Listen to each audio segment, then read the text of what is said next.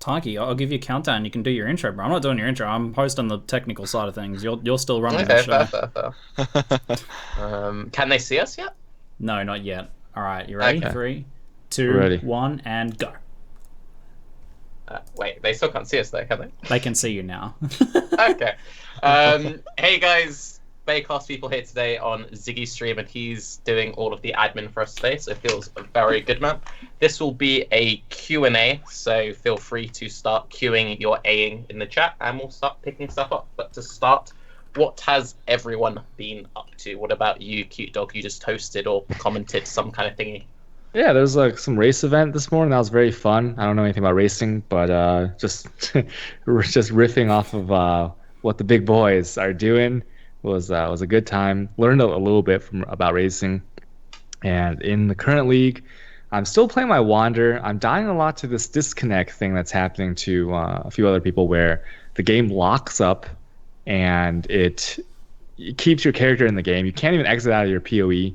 You know, if you spam like the N task, spam the X, it doesn't like kick out your character. So I've died like at 98, I've died like 4 or 5 times. So 40-50% XP due to the game crash, but it's whatever. I'm trying to get to 100 so I can buy this juicy mirrored wand on Harbinger League. It's very nice. And then after that, I'll play a boss killer, and I'm still having a lot of fun in this league.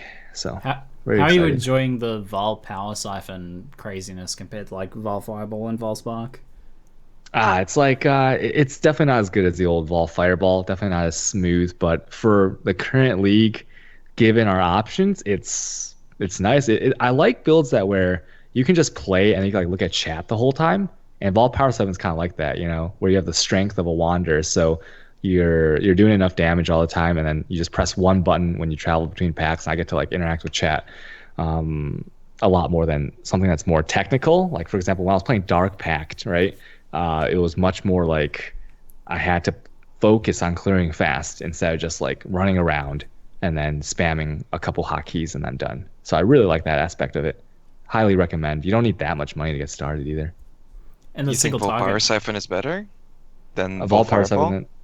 No. I think Vault Fireball is better, but I mean, in this league, like Vault Power Siphon for clearing, if you want to spend the money, there's so few builds they can like spend the muns on and like feel that incremental, power for your character. And Vault Power Siphon is one of those things. And so if you play the league for a long time, it's definitely, I think, worth checking out. And you can start from low budget, so only gets better from there. So I really like it. It's excellent time. Looks beautiful. It's a pretty good map clear. Having a good time. The Was single it two target's or got to. three that you were using? Sorry. You're right, go ahead. 2 Vault Power Siphons in a 5 link. So you just spam 2 to make it smoother. But I mean, some people have tested out in like a 4 link. It doesn't really change. And the single target is a little bit iffy. Before you get unless you use like a Dying Sun or like a +2 Barrage Helm, it's iffy. Dying Sun, you sacrifice like 40+% movement speed, which kind of sucks. And also, there's this bug right now where when you use a Dying Sun or use Dying Sun Conqueror's Potency for 50% for the extra projectile, if you have 4 projectiles on your Vaal Power Siphon, it splits 2 on each side of the mob sometimes, like on smaller mobs, so you don't hit the mob at all. It flies right past them, and it's super, super annoying. So I've opted to not even use a Dying Sun. I just use the single Vaal Power Siphon. The thing I was wondering is the single target's got to be a lot better on this sort of a setup than Vaal Fireball and Spark builds, right there? With double boss health and barrage, I guess it is. Yeah, there's a lot of like boss deletion, especially since like Esh's mirror is like just so like out of control right now. If you clear fast, that the double boss damage doesn't matter. Before on Vaal Fireball, if you had like really good gear, then the boss was like still like it was like fine, right? But yeah, I think this is better at bossing. Barrage has always been one of those skills that like I haven't used it at all before this league, so I was like, wow, this is nice. If all of them hit, pretty juicy. You said Spark. Is Vaal Spark still a thing, even? Nah, it's gone. Bye, It's bye, gone completely. Valspark. Bye. Okay. It's gone. That's what I thought, but I wasn't sure because I haven't really seen anybody play it. Yeah, I think lots of it's like personal. Like for example, people can watch Ziz play Vaal Fireball with like Herald of Ice, right, for a little bit of cleanup there. And like to your average player, that's going to look amazing. Like, oh, I clear the whole screen. I get to use it most of the time. I cast Spark sometimes. It's only if you've played like the top level Vaal Fireball before that you start to see differences. But for most players, like Vaal Fireball is like fine. Yeah. It's always funny whenever people argue stuff like that.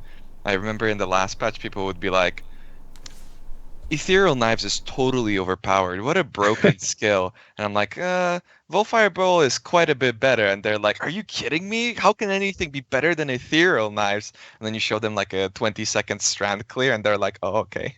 I get it now. Can you like clear everything, or do you just like stick to shape dunes with the power siphon? Yeah, it's any open map. So I do Muddies. I like Muddies a lot. Canyon is crazy. You just run up the middle and you bum rush the boss and they get deleted.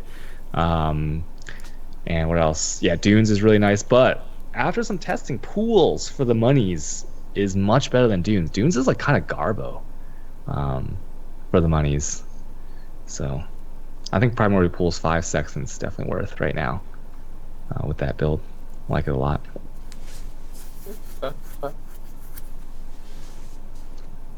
So have you been up to your Raiz? I've been playing a lot of different stuff. I've been playing Obliteration, BV, and that's just about it. Oh no, I tried out Volt Ground Slam too with a Cycloner. Ooh. It's interesting.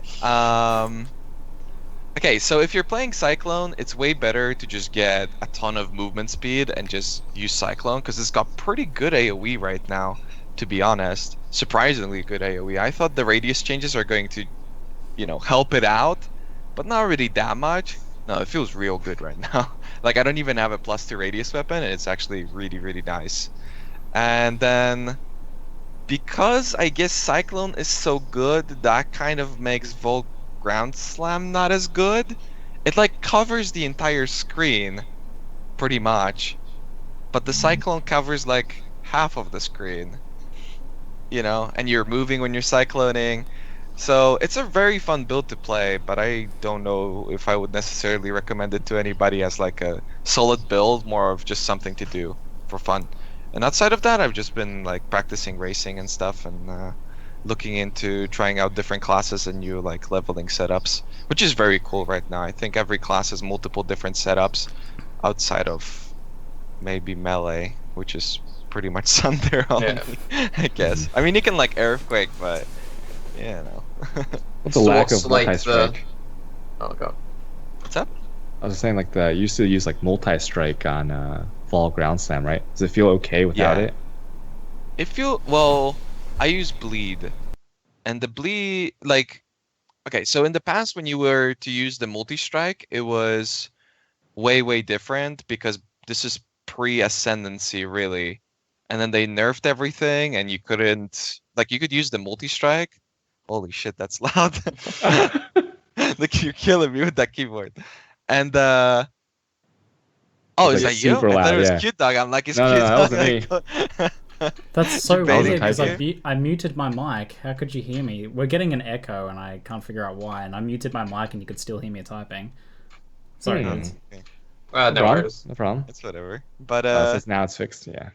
With ascendancies now, like, you can dish out so much damage with just about any setup on Vaal Ground Slam that the multi-strike I don't think matters. If anything, like, Vaal Ground Slam is probably better now than it's ever been, because the multi-strike would just lock you in place, while now you just do one big boom.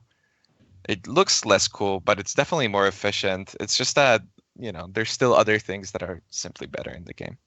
Yeah. I was going to ask, like, were there any like surprisingly good leveling setups? Because you said there were some cool new ones. I would say Fire Nova Mine. I think it's going to be playing on the stream so people can see. I'd say Fire Nova Mine is really good.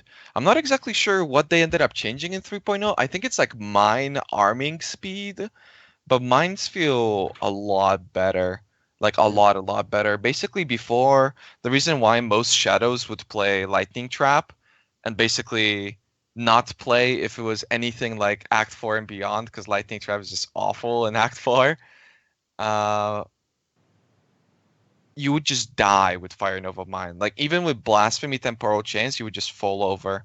Well, now it's definitely a lot better because you can stun targets immediately, and you've got so much damage with Fire Nova Mine. It's ridiculous.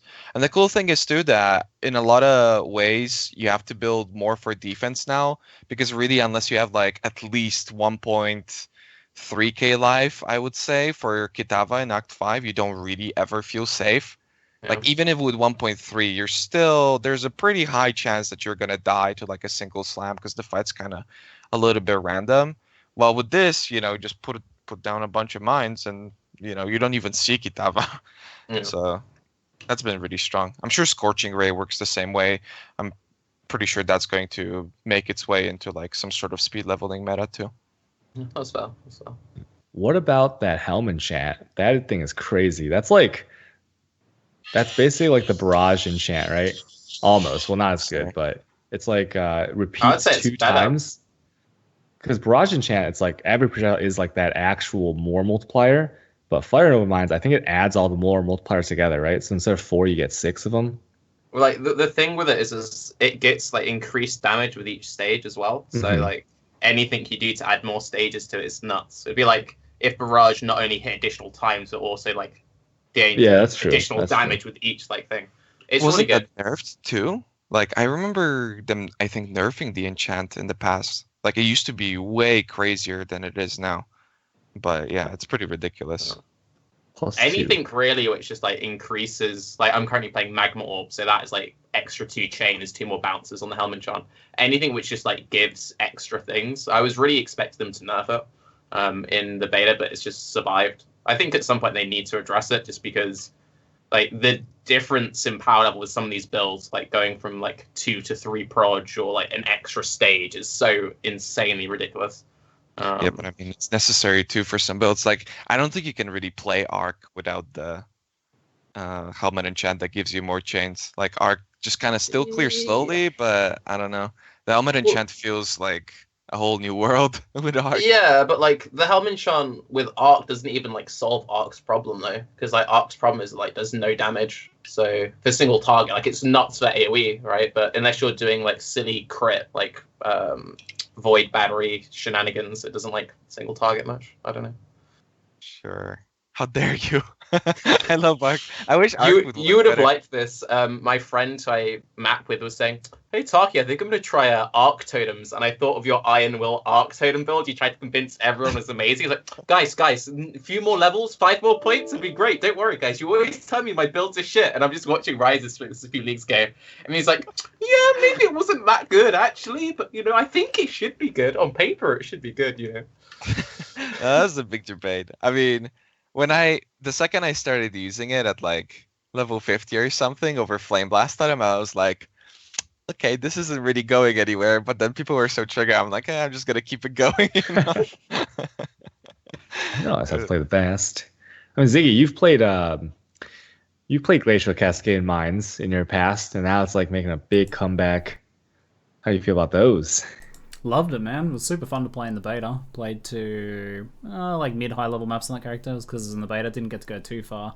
But it's just so juicy and fun to play. Like that massive AoE you get from huge. The Saboteur nodes. You're like 88% AoE or something with all your mines up.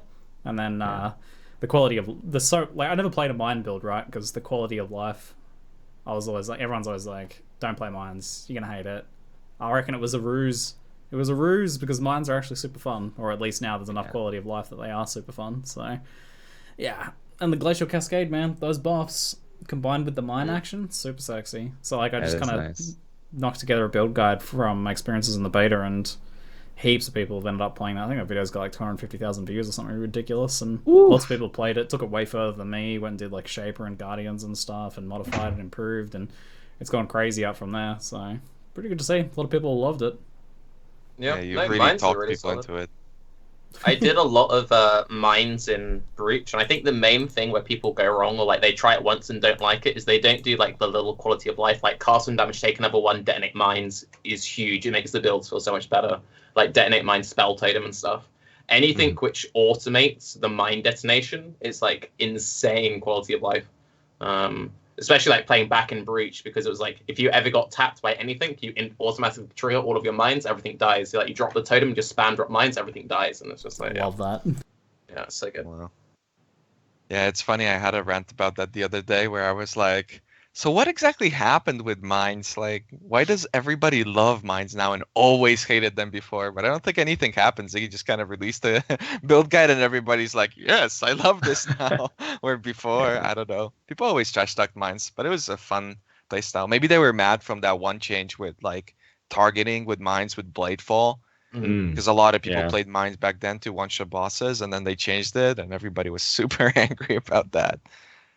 Mhm. I mean, Fire Nova Mine's been like insane damage basically the whole time it's been in the game. I think another big thing, like there were a lot of people who are doing like crazy poison occultist setups where they had to use the Lavanga's Spirit Flask, and a lot of people hate mana. I think that's the main thing. And now that more people are doing like mind over matter style builds, maybe that's why people don't mind so much having more like mana focused gameplay. I don't know. Yeah, there's Yeah. definitely so many MOM builds now. It's Yeah. actually pretty crazy. Like, it's definitely super strong, but everybody's like, I don't need auras anymore. Blasphemy? Who needs blasphemy? Let's just have 300 more HP through MOM. It's like, dude, come on. No, like, so I'm playing this Magma or Sire of Shards Berserker, and I'm not running Mom at the moment, and every time I make like a video, it's like, Tarke, man, you're so dumb, like, why don't you mind if I'm mad? I'm like, well, it's like an extra like few points to root to it, and I kind of like having Heralds and Blasphemy is pretty strong, and you know, oh no, but you could have all this extra like 200 effective HP. It's like, yeah, but Blasphemy and Feeble is pretty good, you know? Exactly. And I don't know, like Mom is like crazy good, but I think people don't take into account that you can't just take Mom. Like you need to take like 1 or 2 points into mana nodes itself, and then it's also, since mine's a staff build, I want to be on the outside to get Serpent stance and all the extra stuff. So yeah, when people like factor in the opportunity cost, it's more like for most Templar Witch builds, I think it's like 5 or 6 points total to pick up, but you know, it's pretty solid. Pretty solid. The biggest blasphemy you can commit is like when you're CI and you take MOM, and then everybody's constantly like, Yeah. why do you have MOM? It doesn't work with CI. Where before people didn't know that, but now that they know it, it's like the worst thing you can do. But then the nodes are so efficient. It's like if you need mana on any build, the most efficient thing you can do is just take MOM. Yeah. You know? It's pretty crazy. Yeah, you definitely notice like the 1,000 plus was like you can easily get 1,400 mana now for mines, and mines at like what is it, 130, 140 mana each cast. It makes it so that you can, you can be a little bit more lazy with your flask management and your mines. So I like that a lot. Yeah, I'm still waiting for the one day I play it's ZiggyD build. It's ZiggyD Mon Berserker. Just like, oh my god, that must be so good. Like, oh, I can't imagine anything sexier. What do you mean? Because you have instant mana leech and instant life leech, just never fall over. Oh yeah, because I guess the mana leech part. I guess I get that. I don't know. I never really been in a situation like I kind of like to have the mana regenerating over time, because if you're really getting your face bashed in, most of the time you're in a spot where you can't really kill the mobs. So if your mana is like continuously regenerating, even though you're not attacking, that works pretty well. But then again, everybody all you need is combs roots anyway. So why would you get worried about like being stunned or anything like that? True. Yeah, that makes sense. I don't know. The one thing actually I really want to try out and I haven't got around to yet is how everyone's on the increased life recovery hype train now, using the Harbinger belt with Soul of Arakali. I think Waggle was the first person I saw doing that with Slayer. Like, it's crazy the amount of life recovery you get. Like, you're floating around with like 80% increased life recovery, and then that means because it affects leech, you bypass the leech cap, and you're just like healing for thousands a second. Yeah, that's pretty crazy. Yeah, it also works with like Guardian for the low life Rectus Fire, and they have the Ascendancy like every X many seconds. What is it? Do you like instantly heal or something? Wait, that works with it? Just by default, or life recovery? Every 5 seconds, 30% of your maximum life regenerated over 1 second. So if you have that with like 70% increased life recovery, that's pretty good. Yeah, but then how do you stop degenerating? Because you're Rectus Fire. Well, okay, they can't use Soul of Arakali, but they can use the belt there, and they could use the other things. Yeah, well, that makes sense. No, I started using it now. It's like, so I don't because I have that Slayer for the Vaal Grand Slam. It's like I was fighting a boss, I was just boom, just instantly regenerating all my stuff. I'm like, oh, okay, so I don't really need Vaal Pact. I mean, it's pretty much the same thing, except it's over time. Like sometimes with the Slayer, you're gonna hit something so hard, you're just going to be sitting there with like 30 seconds of leeching, you know? Like it's pretty insane. You don't have to attack or anything. I know the last Slayer I played was Herald of Ash. I missed that, but it felt so good. And then I one-shot myself to reflect because I didn't have Vaal Pact, and it was at that one moment I was like, okay, maybe instant leech is good. You know, feels bad. People are pointing out that you can use 100% fire res. So I guess you can just like activate a potion, then you stop degenerating, and then it turns on. That's even crazier. Yeah, it's like on potion usage. Jesus. I'm waiting for someone to just make some like stupid busted build with it. Like, how much is that belt? Is that expensive right now? No, it's like 2K. Dang, yo! I want to try a build with you need it. Like 2 fragments or something as well. Are all of them 3? I don't know. I haven't. I like never picked it up because I was like I'm never gonna use this belt. But now, thinking it's also really good for like all the cost sprees and stuff because it reduces the cooldown on like the cap, so like you can use it to cheat in extra casts a second and stuff. Like that belt is crazy good. But takes the spot of Headhunter. Yeah, but it's also kind of like a budget Headhunter for people who aren't CuteDog because it gives you a little movement speed buff and stuff. I don't know. That's true. Yeah. Oh, sorry, I can't talk about Headhunter. Can't talk about Headhunter. People hate Headhunter. I posted a video on YouTube I saw that using Headhunter, and everyone was like, "What? What is the point of this? This guy with the Headhunter, and it's unacceptable." Just some foot running around. You cannot show builds with Headhunter. Stop. Periods using period Headhunter. Period. Yeah.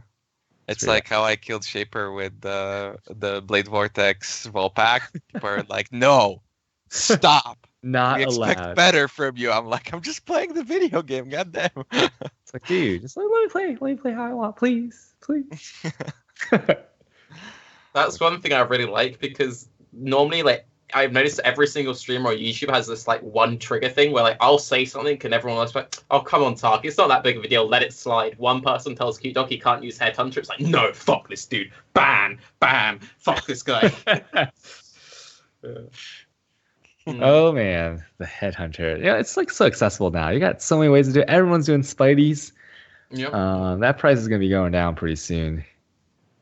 I mean, how much are they in softcore? They're probably still quite a lot though. I think it's like 120. It was weird. It fluctuated. It like started at like 80, 90, went up to like 150, dropped down to 120 now that like exalts are becoming more valuable. And I think it's gonna drop back down to probably 80. What are exalts at now? Because I know a lot of people are freaking out about exalts and softcore and stuff. It went from it was at 26, 27 for a long time. Then it went back in one night. It went up to like 35 to 37, and we don't know why. It was just like instantly like woke up and it was like, oh man, I have so much more monies now if I have exalts. And it was kind of nice. But if you invest in cash, you're kind of like, oh man, what is going on? I love how you were just like, oh yeah, they're going down. Everybody's gonna get one soon. They're just 120 exalted ores. No, it goes out to 80 Somebody in exalts. the chat is just Look, wonk-assing if it so goes hard to right 80 now. exalts, okay. Look, I did a test of pools and I did a test of dunes. If you do dunes, you do 100 maps, right? You just have 2 sextants. You make about 300 chaos in 100 maps. Let's just say it's at 30. That's 10 exalts. So you just do 800 dunes and you have a Headhunter. Bam, easy game, easy. Yeah, but CuteDog, if you're doing Chaos Recipe, how many dunes would it take? If you're doing, Chaos Recipe might actually be worth it for some people now. Chaos Recipe at two chaos. Actually, I don't want to think about it. I don't want to think about Chaos Recipe. Like, gets me a little bit concerned. Like, For my I'm mental the health. SSF guy, and I don't even want to think about Chaos Recipe. Fuck that. Chaos Recipe. I really mean, like the idea of you doing Chaos Recipe on one of your Queen of the Forest builds. Just like, okay, guys, don't worry about flask up. So I'm just going to click. You would Hold them have back to out. need some kind of like add-on to get those items highlighted in your stash, right? Like kind of like how Mercury Trade has it when someone whispers you. Because it's so annoying, like having to pick the full set, and then like whenever I used to do it, like 1 out of 5 times I'd be missing an item. I'd be like, God damn it, which one is it? I'd be looking at my inventory, and I have to go find that extra item. So in the time it takes to do a chaos recipe, if you're unorganized, you can just clear a map and make yourself 2 chaos on dunes. It's crazy, like, for the people saying like they can't sustain. So I've spent most of this morning just doing springs with Breach from Zana. Just equip Abyssgos, and it's like every single springs we're getting at least 2 or 3 Emperors of Purity. And it's Get just that, like... Get that Viscos. Maybe we should talk about Viscos. So I know that Viscos is insane, and I haven't used it at all on my current character. And then today I like, fuck it, I'm just gonna like equip one. I don't need the crit multi, I don't need the life. Dropped like a few hundred HP, and like our returns went through the fucking roof. Like, it's such a stupid amulet. Like, I resisted it for such a long time, but getting 100 quant or like 90 quant, whatever you can afford, on what 70-80% of the map, like however many of them are white mobs, it's just so stupid. Yeah. I find it hilarious that they're like, yeah, this quantity gem's too strong, guys. We need to make this legacy. Let's just make this 100 quant amulet. Like, what the fuck? I don't know. I mean, it was for a good cause. They nerfed it. Come on. It was for the guy's past deceased dog, you know. So Gigi was probably like, okay, fine. I mean, Ziggy has something where he I've had divines few it to pets 100, die right? in my time. Does that mean I get to make a bunch of really broken items? Like, what? Yo, Ziggy, did you divine your Viscos in like 2 divines or something? Yeah, I don't know if I'm having some like crazy audio issues right now, chat's saying, so hopefully this sounds Can okay. Ziggy even talk?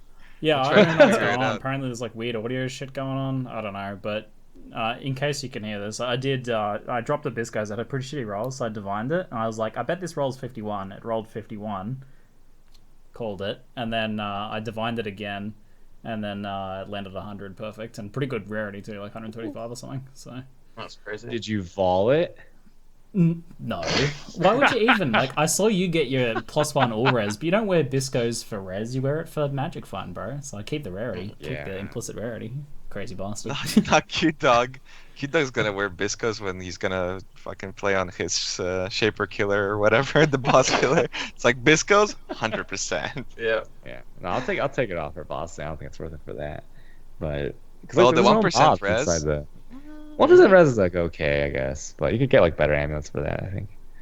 Yeah. I don't know. The Biscos is funniest part is like you're gonna get more money by clearing the map all the way up to the Guardian than actually killing the Guardian or Shaper. I think the thing you notice most is 6 sockets. Like if you have a quad tab that you just dump everything into, you're gonna notice a lot of 6 sockets from Biscos. You know, like it feels so good to sell like 6 items, six sockets, and then get those juicy jewelers, and you're like, yes, monies. Feels really good. Just like one thing that we did touch on a little bit, like people, I keep saying it, they need to learn to just divine the items. It's so stupid. Like, I bought a Bisco today, and it cost me, I think it was like 7 exalts in hardcore, and they're like 31 each, so that's 100 and something. And then I think 1 or 2 divines, and I've now got 98% quant Bisco. It's like, yeah, that was alright. Yeah, Wow. but what if it goes wrong? And I don't know. The average Well, player like has, that's like it never goes wrong though. I did the same thing with my belly. You just buy a Never bottom roll. You goes buy a wrong. bottom. Tarke You buy a bottom 2017. roll. You buy a bottom roll, and like bottom roll items are nearly a third to half the price of a decent roll, and then divines are like 8-9C each. It's not me though to someone. Yeah, but like, if I was to buy the Biscos I have now, it would have cost me like an extra 100 to 200 chaos raw. That would be like if you sink 20 divines into a bottom roll and you don't get at least above like 75%, then sure, you can make a really nice Reddit thread and it's worth it for the karma. But otherwise, just always do it, you know? Well, people are kind of... I think people just kind of want to play the game, and that's what it boils down to. Because everybody's kind of bad at making currency, but then when it comes to divining, it's like especially visible. You can definitely make a lot of money by just like buying items and divining them, because oftentimes people are just going to look at a roll, even like a mid roll, and they're just going to be like, I want to get rid of this, and they put it at like the bottom price and everything. You can just snipe it away. It's really nice. I did that a lot last week with Combs. Like, Combs is a really good one to go for it, because it's just like, most people don't really care about the fire roll at all, so you just like buy the cheapest one, throw a divine on it, cool, let's go. Yeah, there was a league where divines were 4 chaos not too long ago, and I would just like, this was before like all the changes to potions and stuff. I guess that's not really that long ago, but I would like buy roomies and just flip them around, and it was just hundreds of chaos orbs every day. Okay, no problem. Divines are also like, they're always really cheap at the start of leagues as well. It usually takes like a week or two for them to stabilize, so it might be worth like stockpiling them at the start if you are really like, if you know that's what you're gonna do. Same with like jewel rolling is really good at the moment because regals are like nothing. Although regals are always cheap. But, yeah, jewels, divining stuff, definitely like saving up at the start, rolling, because like everybody's got alterations, but nobody has like the rest of the currency at the start of a league, so you can roll potions, and whatever roll you get, you just put up on XYZ for 4 or 5 chaos, and those chaos every day they're just gonna get more and more expensive. I've actually been selling quicksilvers at the moment for like 10-15 chaos each because I'm trying to hit a specific move speed mod, and then whenever I hit one which is worse than my current one, I just list it for like 10-15 chaos and always get my returns back. No, people are just lazy. They just don't want to do it themselves. So it's like 10 chaos for someone's like, that's nothing. Get the flask you want. My thing's been using Orb of Bindings on jewelry because they're cheaper than alchemies at the moment. Really? It's like 5 Orb of Bindings to a chaos versus 4 alchemies to a chaos because people don't know that you can use them on maps and jewelry. So yeah, I use them to roll my maps. So yeah, I just pick up a bunch of item level 81 plus jewelry and Orb of Binding a full tab of jewelry and make sick profits off that. So that's been pretty nice. Just generally using bindings instead of alks when I have them. It's pretty nice. You could definitely just kind of like sell all your alks and buy all bindings instead if you wanted to at the moment. I keep telling people about this and the prices are still the same. It was a little crazy. worse. It was almost like 6 bindings to a chaos for a while there because people were like, these are useless. I can't use them on my 6 link because it turns it into a 4 link. It's just like you can use them on your maps. It's Very surprising. People are still picking up those shards. You know, like you can get that rate. You can sometimes get 5 and 6 for 1.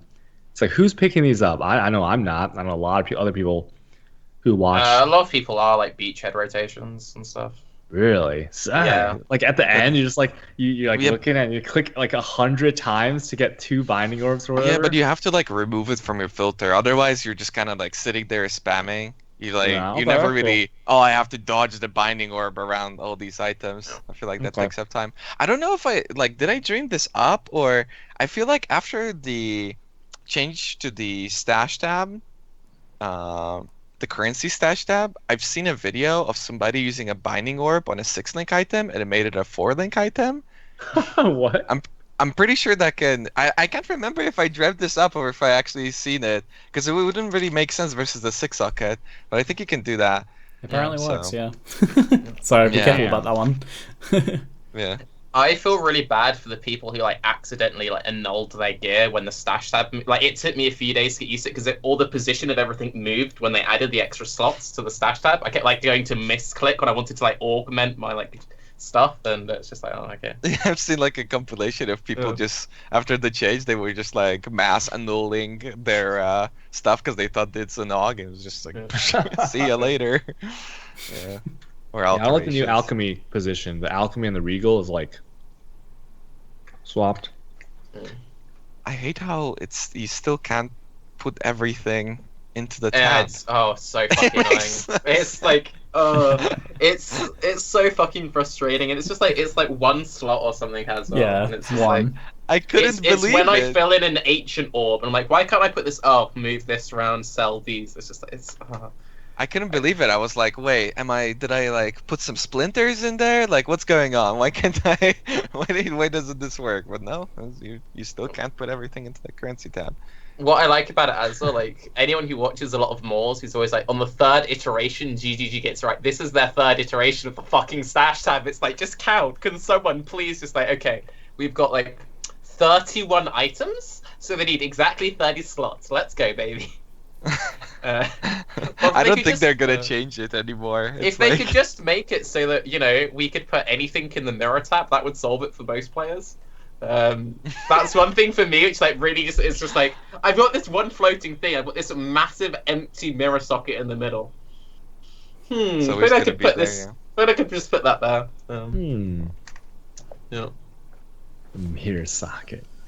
My God. That's what keeps you playing, though. You see that empty mirror socket, and you're like, one day. Yeah. I mean, you found one though, so you're kind of set. What are the chances you're gonna find another one day? Woo! 2 mirror drops for one streamer. Surely, eventually. I mean, what did they say? Like, how many thousand hours did they reckon? 30,000 hours or something? Something like that. Give me another 30,000? years. I think they said something like Damn, I 30,000 should almost hours. be there. Yeah, I think I'm on like A few more years. Where's my 20,000. I feel like the exalted shards adding up as well. Like after you do a beachhead and you see a couple of them, you're like, okay, I'm getting closer. So when that finally becomes the actual exalt, it feels pretty good, especially for a new player who can like just buy something really juicy for 1x. Being able to pick up those little shards along the way is nice.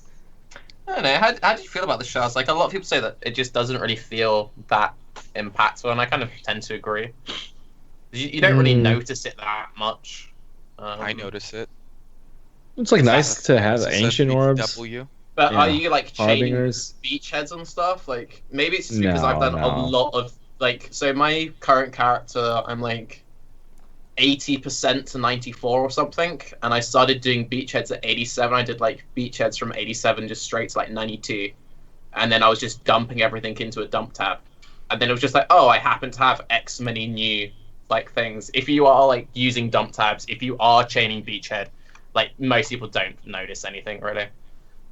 Or that could just be that beachhead turns your brain into mush. Like, Well, it's I love nice to have how- those extra things, right? Like Yeah. you're playing your maps, you're getting bored. You go to your inventory, you're like, oh, I can use like 5 Harbies and like 2 ancient orbs, and you use them. It's a little bit of fun. Like Harby orbs, what I've been doing is like obviously you can't sustain your own beachheads, but if you put in like a buy order like at 3-to-1 for Harby, it's like pretty easy to get trades, and you just like make your own beachheads, usually for lower than the cost. But sometimes you get unlucky, so there's that to consider. I was like, okay, I worked out exactly how much it would cost, and I was like, okay, if I invest exactly like, if I invest 150 chaos, I'm at least gonna break even. Out of 150 chaos, I hit 2 beachheads, and I was just like, Jesus, that's what? weird. I think they felt nerfed the rate. I really think they nerfed the rate. Because like before, if any of the new players don't know, you can watch like Pox's video on how he rolls his beachhead. Just do it in a row, so you don't have to like keep constantly like find the maps to roll. And so I'd have like in one of my little dump tabs, I'd have like 6 to 10 maps there. And when I got like the trades in for the Harbies, I just go down the line. And before like maybe a week, 2 weeks ago, it was really easy to get like 1 in 4, 1 in 5. And now I'm getting a little bit too unlucky with my streaks. Now it could be RNG. I feel like they adjust these rates behind the scenes. Since when would you say? Maybe like a week ago, like a week and a half ago.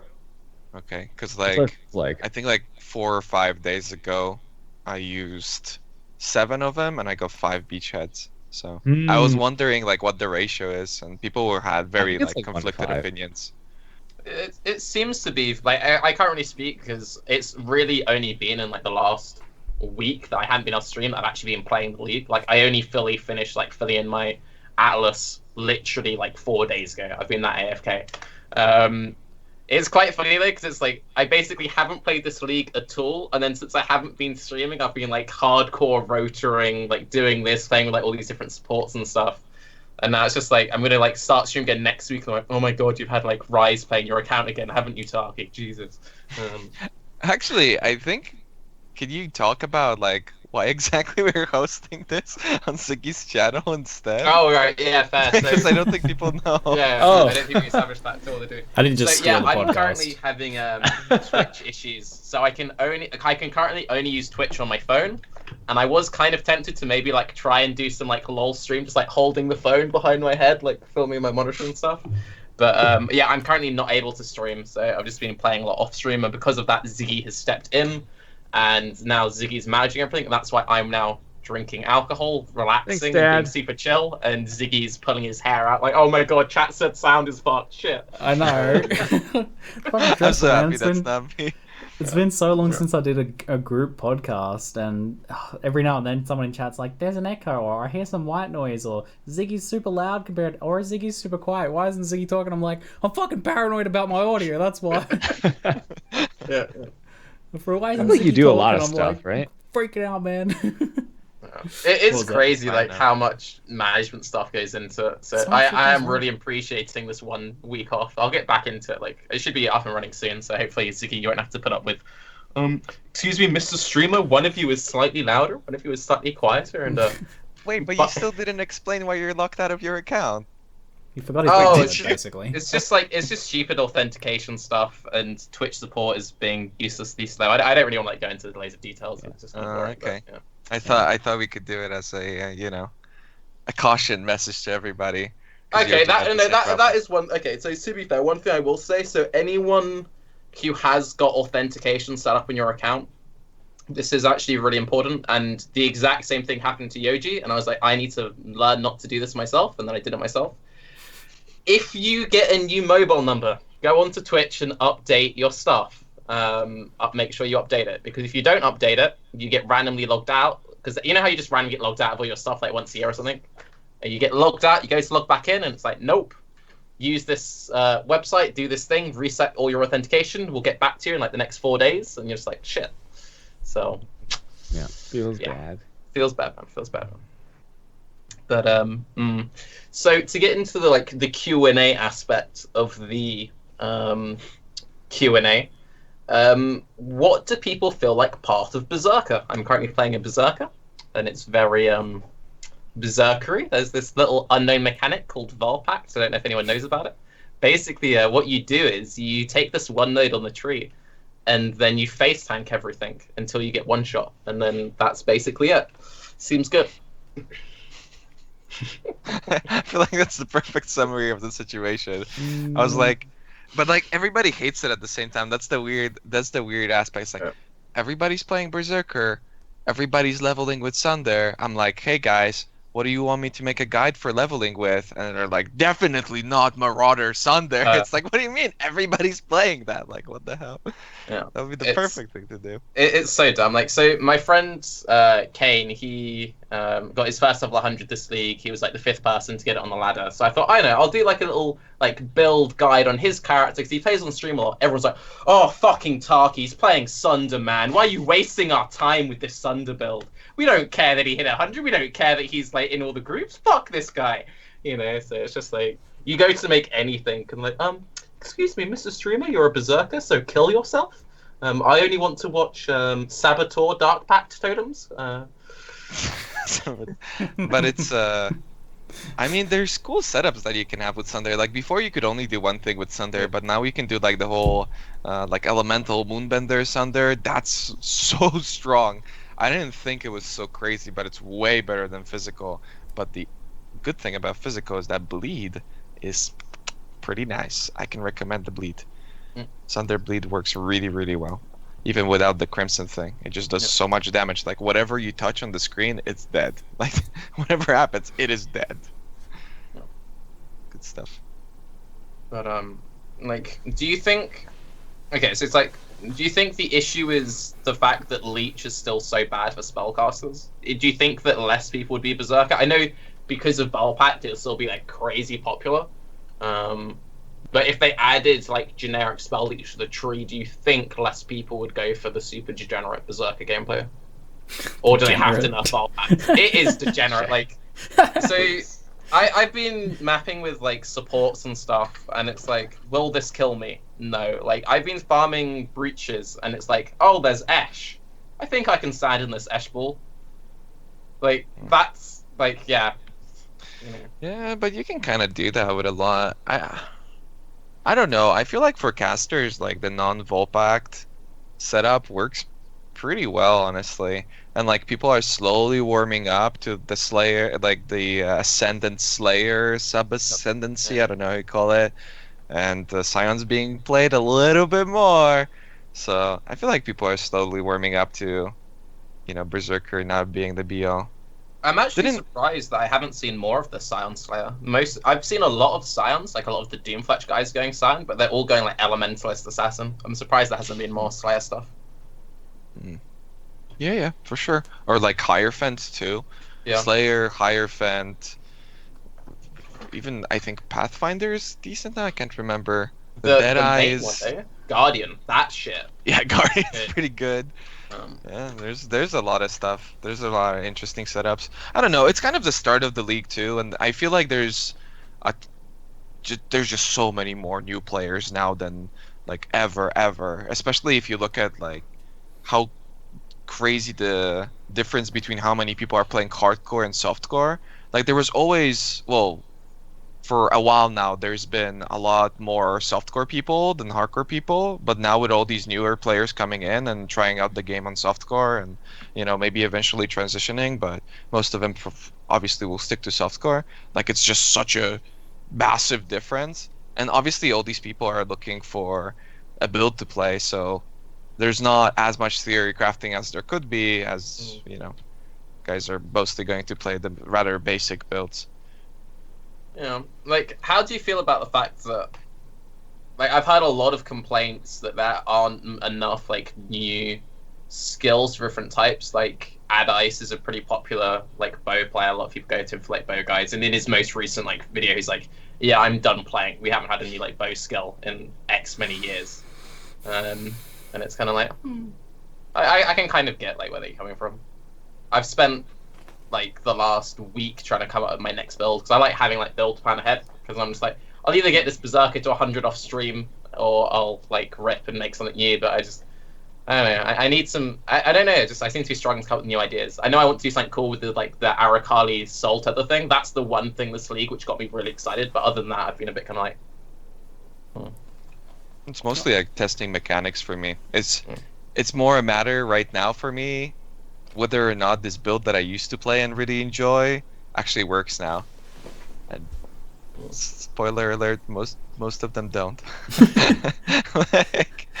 Well, okay, so I was a huge fan of Ignites, and now Ignites are in a really weird spot on a caster setup. You can still have a pretty good Ignite setup, I think, if you're weapon elemental damage, or elemental damage with attacks, I think it's called now. Yeah, but on a caster, Ignites are pretty crappy. So that kind of ruined a lot of the builds that I really liked in the past. Yeah. I still want to see a really good. Yeah, I miss Explosive Arrow the most. I know Waggle made like a guide before the thing went live, and he was using Scorching Ray for single target, and that was like quite a good way of actually making it do damage. But I think Explosive Arrow is the one build that I really miss with the Ignite change. No, really, I've heard that it was rather fine from Xi TV. He like plays a lot of Explosive Arrow, and I was really wondering about that too. And he said, yeah, it's still working.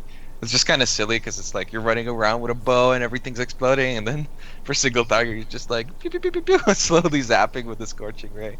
I don't know. It's kind of weird. Oh, can we briefly complain about that fucking Scorching Ray MTX? Because I've been playing Scorching Ray like a lot this league, and from the start of the league, you could see that it had an MTX coming because in like the MTX window it said apply skill effects. I'm like, guys, we got to get this new thing. It's either going to be like the Innocence one or the Shape one. It's going to be so fucking good. It's going to be so fucking good. And then last week they're like, fucking pancake mix. It's like this really weird color. It's like cake batter or some shit, and I'm just like, no. Is that bad? It's just a divine fire. Like it's just made to match divine righteous fire effect. It's not fine, even but it costs like 5 times what it should cost. That's the problem. How much is the Scorching Ray MTX? Isn't it like $20 or something, or 15? Something, yeah. It's a full money recolor, but it's not even divine fire though, because divine's like white and stuff. It's like a weird gloopy, like orangey kind of color. It doesn't even match like the divine RF. I do want Shaper Beam though. Yeah, Shaper Beam is so sexy. Shaper Beam would be that would be $50. $50 would be amazing. Crazy. Shaper Beam would be awful because Shaper Beam is like completely broken. You can't see things through it.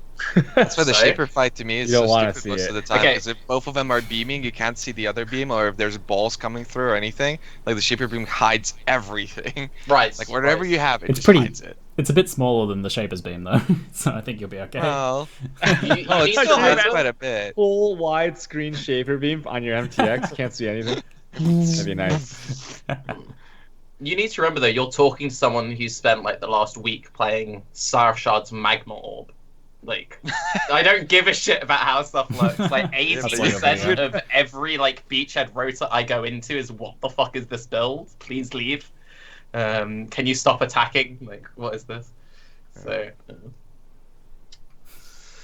Seems Oh, good. can we talk for a second on MTX being actually pay to win? Did we talk about this last time? Oh, what with the increased AoE and stuff? I'm still convinced Gore Herald of Ice, like Light and Day, is so it's much huge. bigger AoE. It's massive. It's massive. And then, for those guys that don't know, it's recently come to light that the EK, Ethereal Knives, Ethereal Stars MTX gave range, like actual projectile range, to the skill for who knows how long. And I've always said things like Dragon Fireball MTX and Gore Herald of Ice. It's not just the visual; it feels like you're clearing better. And now that this has come to light, it's not all like Ziggy tinfoil hat. It's like, wait a minute here. So, Gore Herald of Ice, it feels so much bigger. Like it actually like you notice you clean up packs cleaner. Yep. It's like insane ridiculous. Light and Day. The only times I ever turn off is if I'm doing rotas because it lags people out. And then I go to Gloom. But the difference is anyone who has Gore Herald of Ice, run it for like 10 maps and you're like, yeah, this is bigger. Yep. Really? It's kind of bad. On the flip side, they're trying to make the money. Wait, didn't on the you flip say side this? though, it's hideous. I'm pretty sure we did talk about this last time. Let's hear Ziggy's counter argument here. Yeah. The I'm voice just of saying, on reason. the flip side, compared to like the purple Herald effect, it's hideous. The purple Herald of Ice effect is like a beautiful, clean, crisp pillar of light that you can see through beautifully. Meanwhile, Gore Herald of Ice is like fucking particle effects all over the screen. It's just like mud and blood and shit everywhere, and I can't see anything. So that's I feel Ziggy like a forever decent the counterpoint. GGG sympathizer, trying to say it's fine because it doesn't look as good. No, fuck off! It's like 3 The times thunder larger. is amazing. He's it a rains shill. blood. He's a shill. Yeah. 3 times This- bigger. I think this GGG Ziggy would have guy. noticed if it was 3 times bigger. But then again, the EK apparently was like double the size or something. Well, like the I thing mean, with it gets you the EK thinking. one was that it was straight up just like off screening, like T3 screens away. So that's why it took people such a long time to notice. It was just like, I think I killed this. Wait, what? Yeah. Yeah. Because they never stopped traveling or something, so you would just clear like 3 screens away with it. Maybe not like 3 screens, but yeah, if you had any kind of like, if you had either the faster pros gem or the helm enchant for 30% speed, your EK star would already hit like the edges of the screen, so you wouldn't be able to tell further away. You just assume that like your Herald of Ice cleaned up a little bit or chained. But now that it's been confirmed that MTX was pay to win, who knows what else is out there? I mean, do they have time to test all this? Like, how do they know? Like I mean- imagine, because competitive side of PoE is like such a small thing now. Like imagine if GGG is doing this on purpose, where they're like, check out these boxes, and then they don't fix it until like there's a podcast or something, and Oh, everybody's just like tinfoil mass hat. buying the MTX now. Seems good. Seems good. What were you saying, Ziggy? Sorry. Oh, I was just gonna say, I feel like after the Ethereal Stars thing, though, any of the most like egregious examples and most common things would be, or well, they would have checked over, right? Like if the Gore Herald of Ice AoE was actually bigger, I feel like they would have checked that because that's like super obvious. I could see though some obscure like the skeleton statue skin Yeah. makes their hitboxes smaller or something like that. There's like. I could imagine something like that slipping through, but I don't know about Gore Herald of Ice's AoE being 3 times the size. That might be. There are also a lot of skills which just like behave weirdly. Like I've noticed it a lot with Magma Orb. Like anyone who's played Magma Orb, it off screens so insanely hard that sometimes it feels like it only clears stuff if you follow the orb. Like anyone who's ever played Vaal Ice Nova, it's like you press Vaal Ice Nova, you sort of like run after it and then you clear further. I've noticed sometimes like if I'm doing a breach in an open map, I can stand in the middle and I can just full clear a breach. I don't even have to move. It's actually, I'm surprised, CuteDog. I think if you did like Queen of the Forest Headhunter Sire Magma Orb, it feels so much better than EK Nova for like breach and stuff because like it's insane. But sometimes it'll be one of those things where because it has all the additional bounces on it, it will leave packs alive, but if I walk towards the packs after I've stopped casting, they then die. It feels like there's this like weird targeting. I don't know, like match proj speed or something. I'm not sure. Are you sure it's not the time freezing at the edges of the screen? Because that does happen. Like for example, Vaal Iso example. If you change it far enough, it would only go off once you walked that like extra screen away. Because the time does completely stop, so it doesn't have to calculate as many things. That could be it. Maybe that's it. And I think really to test it, you need to have like multiple people in a party with like playing on widescreen to like really see. But I don't know. I've noticed it sometimes where like I'll be on one end of the breach and my support will be on the other side of the breach, and then I'll walk over to him and then stuff. I don't know. It's weird. I don't know. It's just like it just dawned on me that this is basically the essence of Baeclast, where the title of the thing is literally Q&A for an hour straight. Now we've been talking about like fucking Magmar and shit. Yeah, I wasn't. You're gonna welcome, say guys. anything. Nice Q&A. I wasn't gonna say anything, but I realized we never actually answered the very first Q&A question that you asked, which was about how do we feel about Vaal Pact and Berserker. We just somehow got onto MTXs. Like, fucking good job. Whoops. And it was the host who led us there too. Yo, Tarke, you're the host, man. You gotta Keep bring us it on in. track, Dude, I've been drinking. I'm relaxing. Okay, fine. And again, just I want to quickly point out, the GGG shill has made us stop talking about how powerful MTXs are. So, Vaal Pact, guys.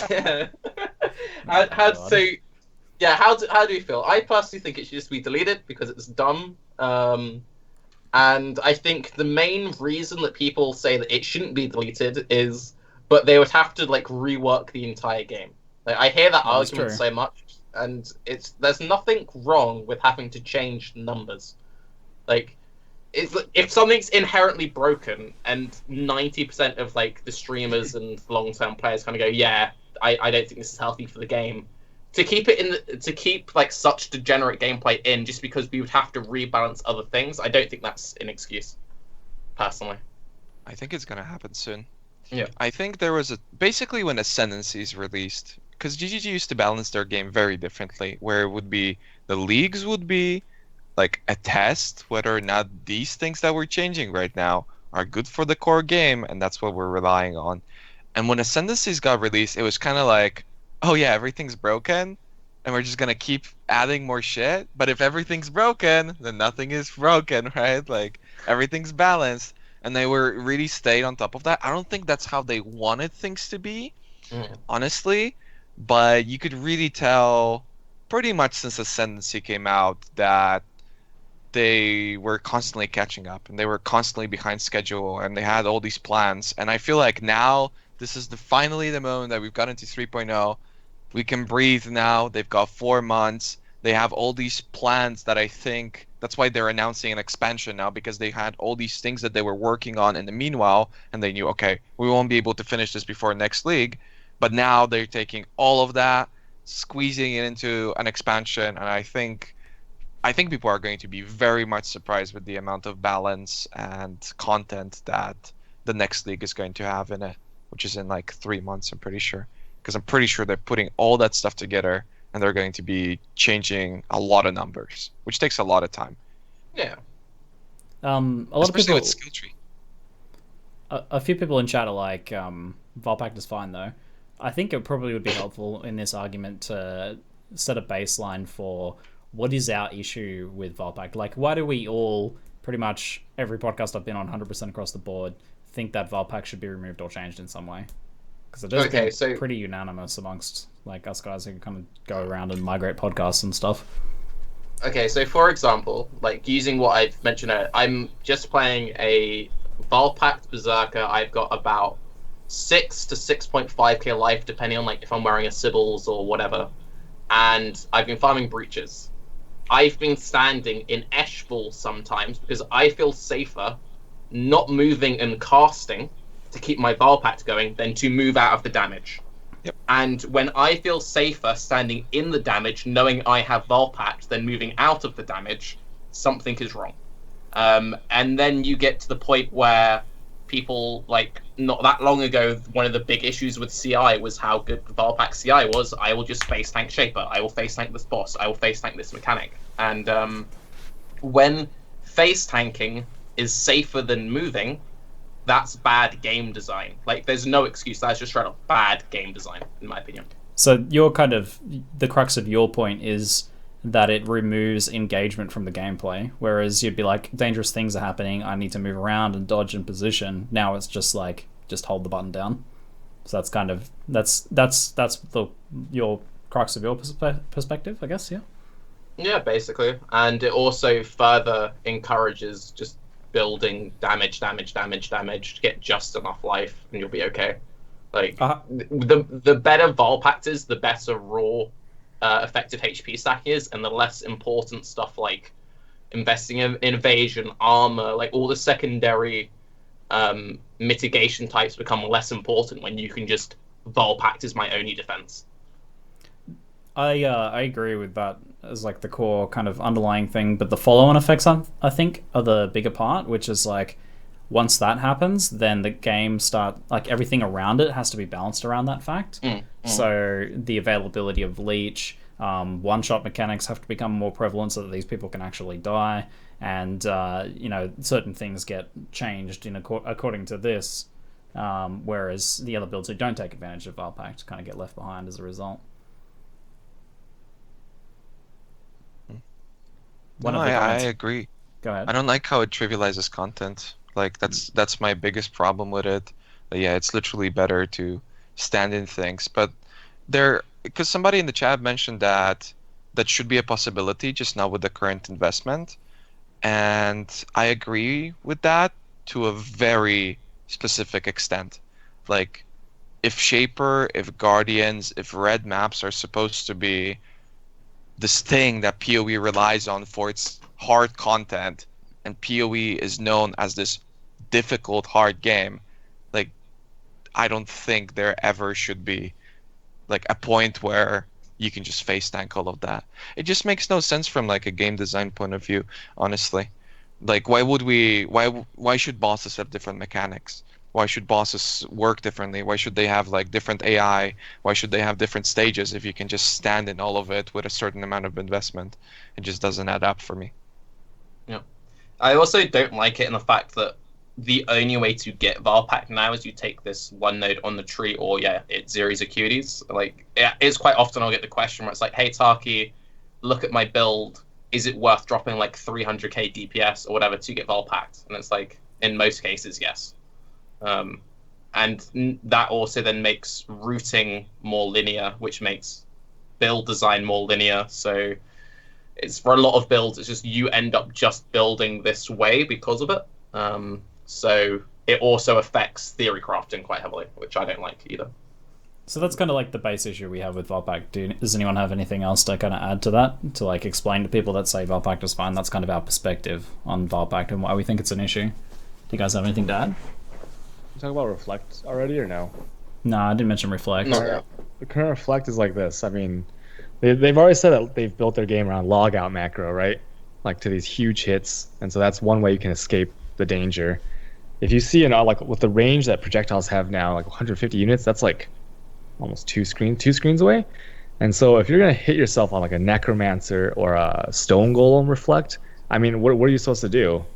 Like, you just take, you could be like, oh yeah, just take the death, right? There's no Vaal Pact. Okay, bam, I do too much damage and now I'm punished for doing damage too quickly. I don't think that's like the right way to look at it. And I don't know the solution, but there are also a lot of ways to counter reflect though, because we're in a situation where you have Elementalist, you have Slayer, you have Scion, you have Pantheon giving you 25%, you have up to 20 or 30% on the tree, you have Sibyls giving you 40%, you have max res you can go for.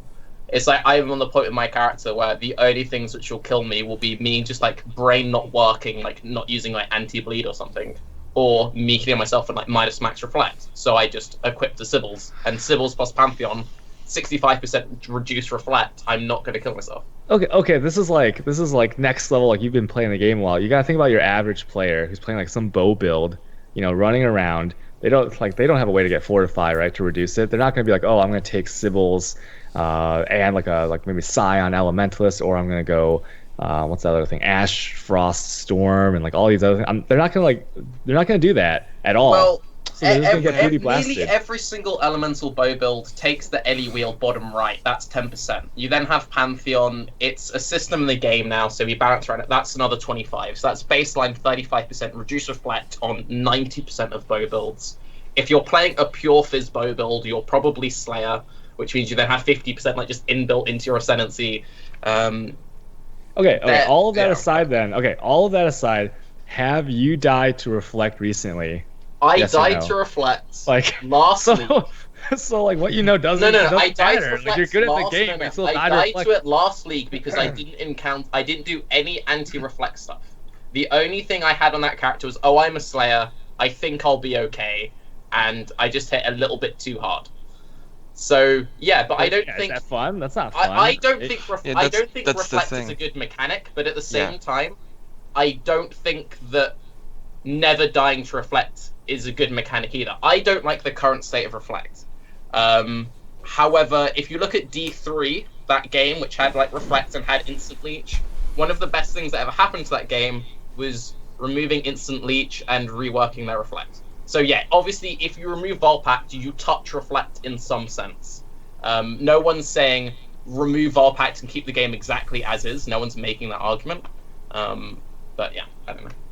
Yeah, but that's the thing that they talked about changing. That's the only reason why, in my opinion, they haven't, like, why the changes to Vinktars were so dramatically insignificant, and why they haven't messed around with Vaal Pact yet.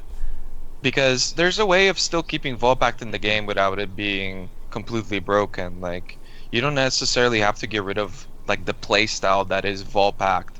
You just have to limit it to a certain extent. So because I think they mentioned the fact that they will be changing Reflect and they haven't, that's why they didn't touch the other big issues. And I'm pretty sure that with the next endgame patch, they will be rebalancing Reflect, like, for sure. Because the big thing is, like, Reflect is never fun. And also, if you were to, like, the things that you were talking about, Tarke Cat, yeah, we've got a lot of, well, it's not really a lot of options. It's like 3-4 options that are essentially a necessity, like you're forced into them, even sometimes with Reflect. And that's kind of what I would like to go away, that you can outplay rather than outgear by, like, picking a specific node for every build or taking a specific ring for every build. I don't really enjoy that in particular. Yeah.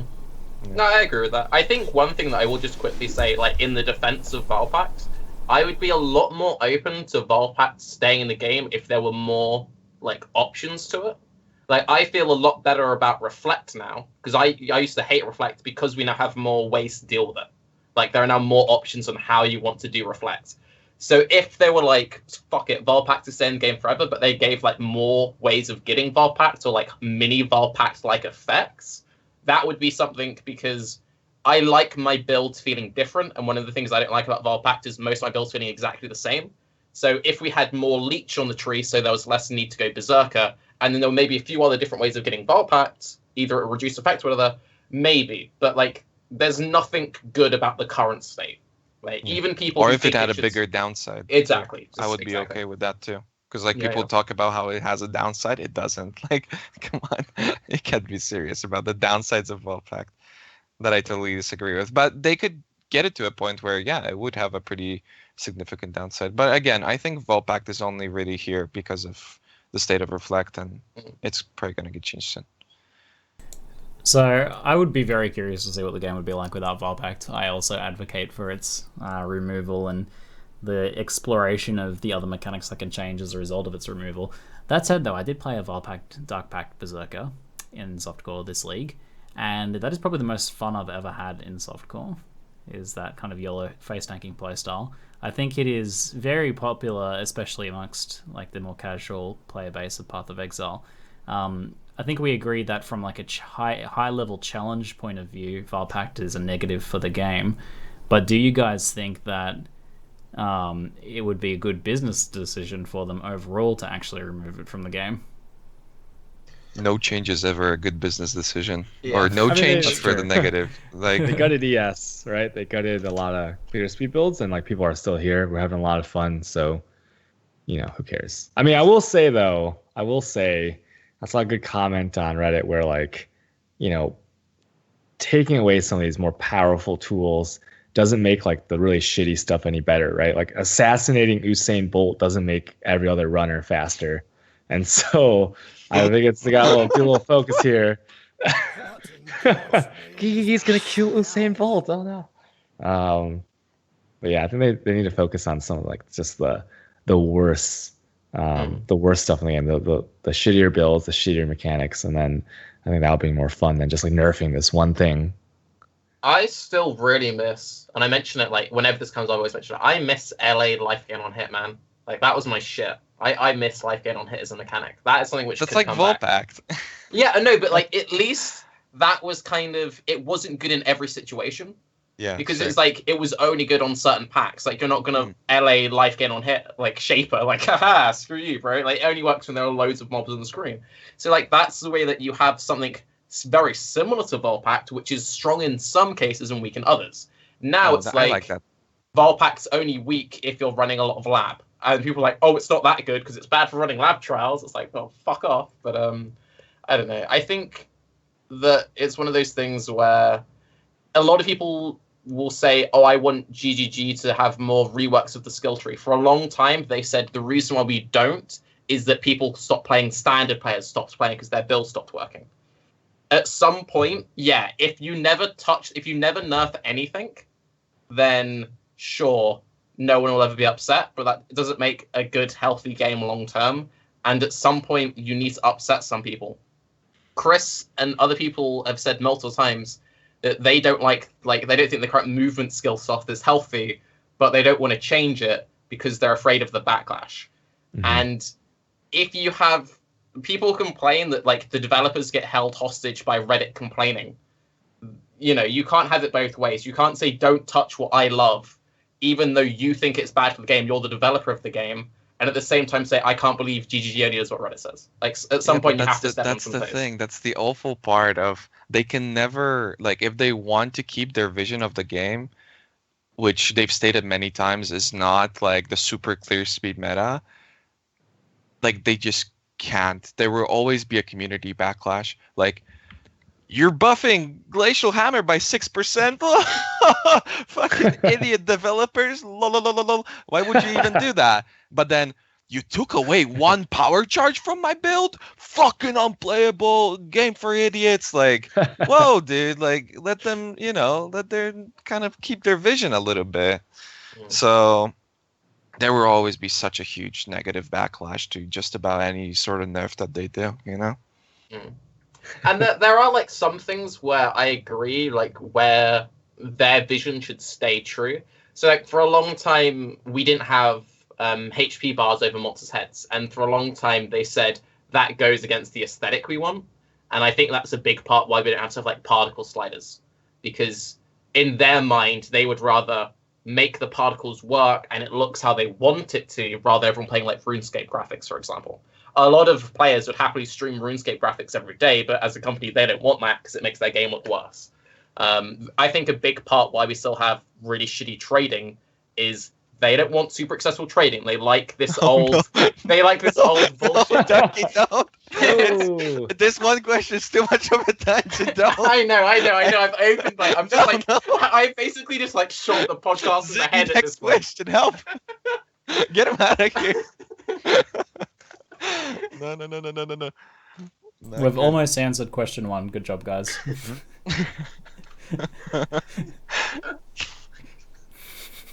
Last Q&A podcast. To be honest, I just say I can't imagine a more painful / enjoyable thing than me and Moors in a room for 5 hours trying to have a conversation. That's all the time we've had today, guys. Thanks for the Q&A. Okay, I'm gonna stop talking for 10 minutes. Just you guys go for it. I guess we're moving on to the next question. Huh? Do we? What's the next question? Go for it. Do we think or want beachheads to stay in the game long term in some form? Also, do we speed up now? I guess shorter answers so we actually get. Yeah. I would say I like it because Tarke 30 minutes. I like it because it kind of feels like ball rounds in D2, and I feel a lot of people pointed that out. I don't know if I necessarily want it in the game, but I think it's a very cool change for right now. In some form, yeah, I reckon. But it's probably going to be like the most efficient way to XP if they leave it in at the current rates, and that'll just become like the way to XP. So have some sort of like reduced availability. That said, I do think the Harbinger and Horizon Orb stuff is probably a good thing overall. Like the accessibility of getting into the endgame content, I think is better. Just like have the endgame content be challenging and have people be able to play it. So I like that stuff. So I hope that stuff sticks around. So do you think it would work if it's like, what they usually do is they take the old mechanic and leave it at like 10, 15, 20%. So if Harbingers were to spawn at like 10% and they would keep the current rate of like creating the beachheads, would that be good enough? So if they do that, like just make everything 20% of what it is, then Harbinger Orbs won't really... I already have an issue with their current design, but Harbinger Orbs won't really serve that purpose of making like good challenging content being super accessible, right? So kind of like that's the side problem there. That kind of ties into my current issue with the Harbinger Orb design. The same currency item gives you all 3 tiers of the Harbinger map, which means that it's never economically worth using on anything but a red map, unless you specifically want Harbinger yellow maps to power level your character. But so like that is such a big design flaw in that whole currency orb. But so that's just kind of like a follow-on problem from that. Like at the moment, it's not worth using it to like progress your map pool in the early stages, apart from the first few days of a league. But yeah, so I'd like for him to... I don't know, I can't figure out how, but I'd like for him to keep it around in some fashion and keep that accessibility. Like maybe it's the case of making that when the Harbingers do drop stuff, they drop a full Harbinger orb or something, rather than shards. Don't even think about it, Tarke. What I would do personally is I wouldn't keep Harbinger long term, but I would put them on Encroaching Darkness and I'd put them on Zana dailies, and that way they're super rare, but when you get them it feels really fun because they feel great like the first few you run, but as I've like run like 8 hours in a row, you then want to kill yourself. That's when they become like kind of like boring gameplay. So having them super rare, keep them cool, great. Otherwise, no, I don't like it. I think it should stay in some way, just like you guys think, where, Breach Lords are still in, Pale Council's in, all that other stuff is still in some way. So why not keep it in? One thing I have to say about it is the aesthetic is like so nice. The little gentle blue beach layout. Oh my goodness, it's beautiful. So I really like that. Yeah, it's like when I first went in, I was like, wow. It wasn't as good as the Lunaris blue carpet room that you first go into. Not like that, but it is pretty juicy. I think one improvement would be you would have to definitely make some of those orbs more rare. Like I've never gone above T10 to T12 maps, and I have 2 regular stash tabs full of T16s. And it's like, I don't know if that's like healthy for the economy or if they want that, but yeah. Overall, it's a pretty good league. I do think the price of Guardian maps being so cheap is an issue, though. That, I think, is something which needs addressing. I know that people... I'll go on. Well, that's what I'm curious to hear, is what's the negative of that, in your opinion?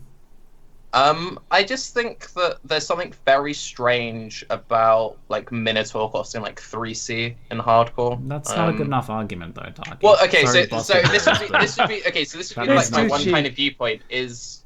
Strange in or my different mind, means nothing. it's without turning this into like a really long session. In my mind, it should be something kind of exclusive, and it should feel like, oh my god, you got this map. You spent all your time building your strategy around doing your atlas in a particular way. You then go get to do Shaper, who's... I want it to be like this rare thing. I want it to kind of be this thing you look at and there's like some mystery about it. When you're just dropping them like a dime a dozen and it's like, oh, I did 1 beachhead and got like 3 or 4 minis drop and they're just 3 chaos and they're cheaper. Like buying some of the maps I needed to unlock my atlas was more expensive than buying a Guardian map. That feels wrong to me. I agree okay, with that. But I think they would reduce it now. I think that's a fair point. I mean, I think I preferred that special point to be you were able to successfully do the map rather than you were able to get the map in the first place. I think that's more interesting. Like having so to get to Shaper, you still need to have killed all 4 Guardians and get the fragments, and then you can do your Shaper, and that's kind of where the specialness kicks in there. Though I don't think it would be bad if the Harbinger orbs didn't make tier 16 maps, so you still had to run those tier 15s for the chance of the tier 16 maps and engage with those tier 15 bosses, because I do kind of like that idea that those tier 15 maps and fighting those bosses are like your way to try and get those tier 16 maps. So easier to get into the tier 15s so you can farm those more consistently to get your tier 16s, but you can't just skip tier 15 by Harbinger Orb. Maybe that would be like a nice compromise. What do you think? Yeah, nice. I think one thing, and I'll stop talking for a bit after this chat, don't worry. I'm a big MMO player, and a lot of the time there was this, like, the prestige of the endgame content, and the more accessible it is, there's the argument that you want to make it super accessible so everyone can do it, but that does ruin some of the mysticism, and I think there is some intrinsic value in there being this long-term goal, and I think that is important, and I think Guardians should be one of those things, or future bosses should be. Right, I'm done now. I think that's also in the design of what GGG's doing. I mean, I think they've always been more focused on players always having something to do, and for those people to stick around and have like a consistent base of players rather than these people that like jump in and out. Where most games nowadays I feel are more like that, where you jump in, you play for a bit, you get to the point where everybody else gets, and then you move on to the next game. And so I think it fits more with what GGG wants out of it, that Shaper is supposed to be hard.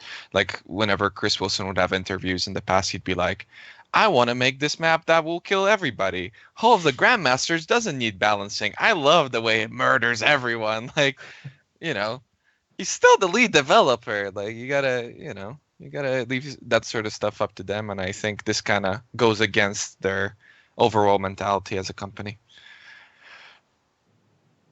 I do like seeing that we had like these new variety streamers playing, and JP McDaniel's one of the variety streamers who tried out the game. It was on his 3rd character, so he was getting pretty hooked in the game, and had a couple of attempts on Shaper recently, and I feel like we wouldn't have seen that in the past. They were like, it wasn't successful because he's like a newbie. Well, yeah, he got ass blasted. Yeah, but that's the thing. Like, I don't know if his attitude was like. I feel like if it took him a longer time to get there, I feel like his attitude would have been completely different.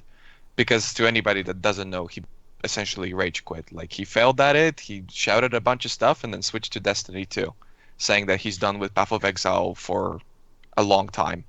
So I feel like if he took longer to build up to that, and if it was like a bigger task and there was more planning involved with the Atlas and everything, he would have had like sort of more respect for the content, because it wasn't just a matter of like him rage quitting. It was a matter of him saying that the fight is stupid, that it makes no sense, the game design is idiotic, like, and that just, you know, I feel like that would have rarely happened before. Like, people would get mad obviously if things wouldn't go your way, but this was not exactly what most people experienced. No, this was softcore.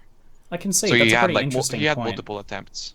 Yeah, I actually concede that. That's a pretty interesting point, because it's like he's thrown in before he was kind of ready, before he was exactly mentally and character prepared. So that's a really good point. Yeah, a good point.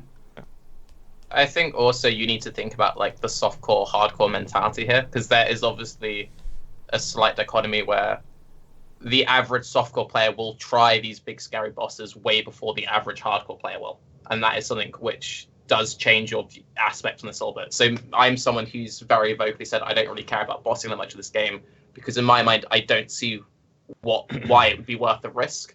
And then when the maps themselves are so much cheaper, and then the items become so much cheaper, then why would I risk it at all? Whereas when it's this super exclusive thing, I can kind of be like, yeah, maybe I do want to do it because there is this prestige about I finally have this one map. You know, I finally got my one map. So yeah.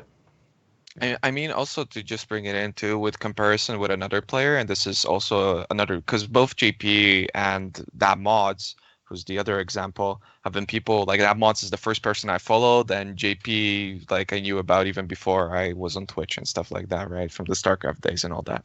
So with Mods, his journey took so much longer because he was playing on and off before, and now he really like took his time, was trying different things, and then finally when he got to Shaper, and he was really getting his ass kicked, and he was super tilted, and he was mad about it, but he kept trying, and then once he got the Shaper kill, he was obviously ecstatic. And even if you look at some like highlight clips, he recently dropped a Starforge, and he's like completely freaking out. Starforge this, and chat's just like, oh, this is so cringe. But like, to you, it's cringe because you've seen it 100 times and you're 12. But also to him, it was extremely exciting because yeah, he had that journey, he had that build up. Like it's so important, and those emotions were real and they were true. And I feel like that's what PoE really focuses about, and that's what draws people in. Short answers, yeah. Okay. Sorry. That's so funny. This should be a fairly short one. What is an MTX you would like to see added to the game? Ooh. There's so many. Oh my god. Oh man, I'm just thinking about the possibilities. I would like a headhunter MTX added to the game so that everyone knows you have a headhunter. It just like shows the maybe like box alt art. randomly. Yeah, like the belts have no art, right? So maybe they make a belt skin that you can only skin on a headhunter. And it looks like the actual headhunter. It goes around your character like a real belt. Yeah, we need an MTX that just shows the buffs. They don't actually do anything, but they keep popping up, and it's like you're just this foot running around. You don't see the rest of it.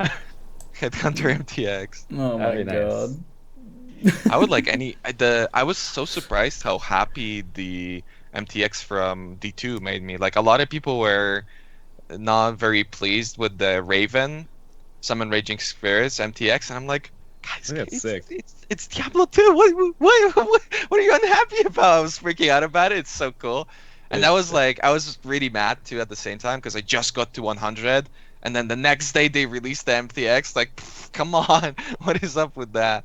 But yeah, like more MTX's themes from other games, I think, could really like change how you feel about a certain ability, and sort of change the playstyle through that because you've got that nostalgia kicking in. At least that's what it is for me. So essentially, Poison Nova. I don't know how, I don't know what ability, but I want Poison Nova. Okay, Yeah. like forever. I agree with that 100%. I was going to say Poison Nova, so yeah.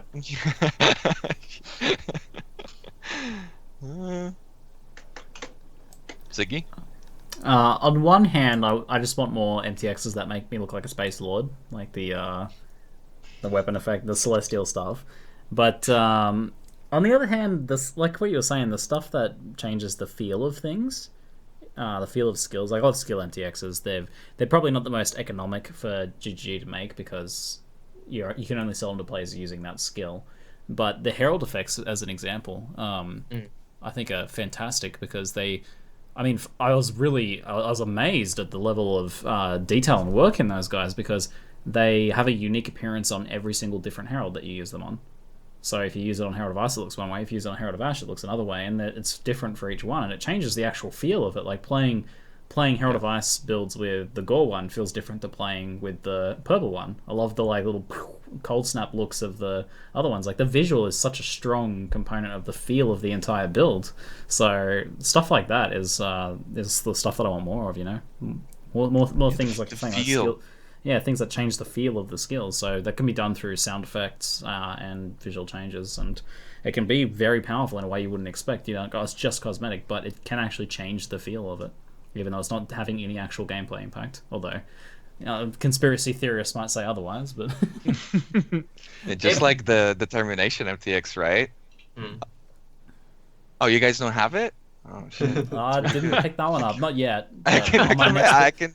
On my next I'm playing a Determination Determination build and I don't have it.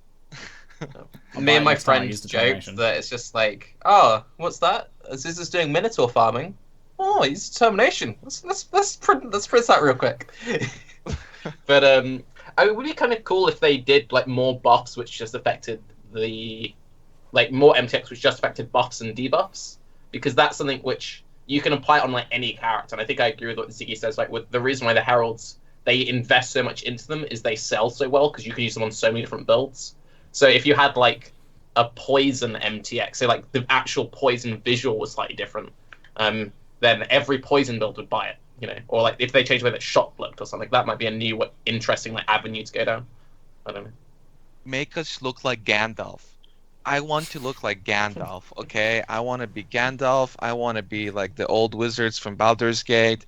We've got the cloth mechanic. I don't understand. The closest thing you can get to looking like a wizard is like the arcane set from fucking 1999. It looks awful, okay?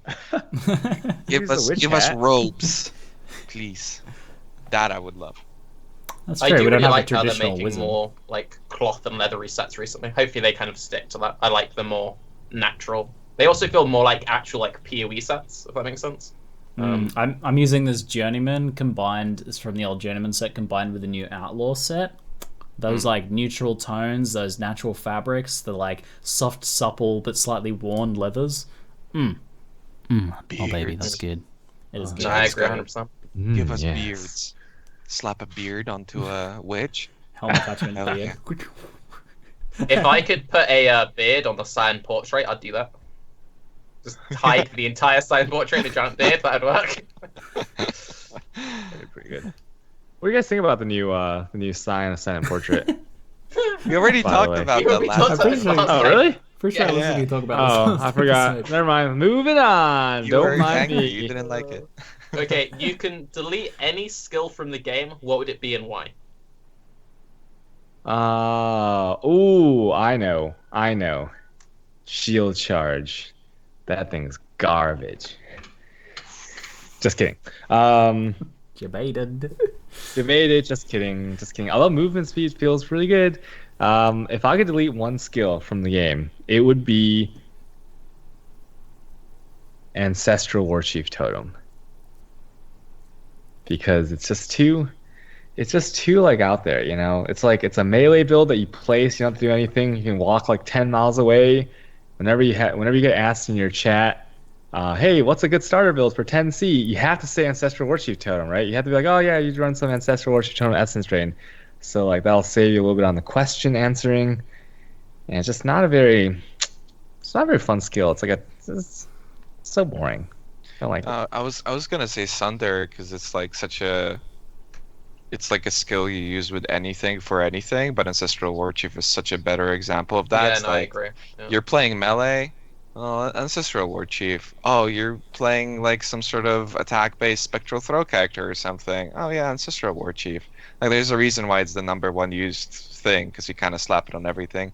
Maybe I wouldn't necessarily remove it, because like you'd have to rebalance so many things. But like Wither is kind of the same thing, where it's like you're playing a Chaos build. Well, guess why you're using Wither, because it triples your damage. No, I 100% agree with that. I really dislike it when they add a skill and it's like, you will now use this for all future builds. And there's like no thought process about it. So I agree 100% with Wither Ancestral Warchief. The Fortify example in the chat is an interesting one because it like serves a purpose to like fix a niche, and like I feel like through Fortify they can balance a very specific like area of the game without like having to modify everything else around it. So I kind of like the Fortify, even though it's kind of a necessity. To counteract the necessity of using Fortify, it's more something like the old reduced mana, where reduced mana would be on every single aura, and then it wasn't countering a niche, it was just poorly balanced skill tree, right? Yeah. So I think when it comes to stuff like that, you either need to have more options. Like that'd be one way to fix it. If it was like, oh, I need to pick between these 10 different options to what fits into my build, whereas currently we have like not enough options, so you just de facto to the same one or two. Vaal Lightning Trap's a good example of that. Now that Vaal Lightning Trap's weaker because they've changed Shock, it's not just like auto include. So it's like, oh, do I want to use this or do I want to use this totem? If we had, I was actually like, surprised because so many people still use Vaal Lightning Trap. I was very surprised about that. But it's nice. I don't think there's any skill that's like so deeply toxic that it needs to be removed. Like I wouldn't really remove any skill, but I would remove the support gem chance to flee because it just infuriates me. It infuriates me. It shouldn't exist. It just tricks people. It hurts the newbie experience, and it just bothers me on a deeply personal and spiritual level. For you guys who don't know, chance to flee just actually doesn't work. In a lot of cases, enemies fleeing would be a bad thing in PoE in the current playstyle. But bleed, can I use it on my puncture build, Raiz? No, you can't use it on your puncture build. No, you knock back. Use knockback. Yeah, use knockback. So it just straight up doesn't work on bosses or exiles or any unique mob. It has 50% chance to not work on rares and 25% chance to not work on magic monsters. So it only really works on white mobs and magic monsters. And those are things that you don't really want to run away from you. You just want them to die instantly. So it's completely fucking useless. It's so stupid. Okay, how about this, Ziggy? What if they changed Bisco's collar so it only works on fleeing enemies? That's so good intrinsic value, right? Because it only works on white monsters, so you get 100% quad on all fleeing white deal monsters. No damage. That's a good way to balance this, guys. I like that. Perfect fix. This guy's probably is not very well balanced, so I would say it's a good way to balance Biscos. You have to deal so little damage that you don't kill white mobs. You run around on your cool rain builds and then weapon swap after you make them flee. No, because you then have the new flee support, so you have the flee supports enabling other people's Biscos. Seems good. But it's funny that you mentioned flee, because when I made the YouTube video saying we were going to do a Q&A and also chat, ask more questions, someone wrote this massive paragraph all about flee. I'm like, there's no way I'm gonna mention flee on the podcast. It's such a meme at this point. But I feel like it's kind of that's what I was thinking too. With if GGG was here, what ability could they remove without I feel like they would just kind of try to, because people were suggesting it in the chat, but nobody really gives a shit. If you could remove one thing, would you really remove elemental hit? It doesn't affect anybody. But if it was GGG, they'd be immediately sweeping it under a rug.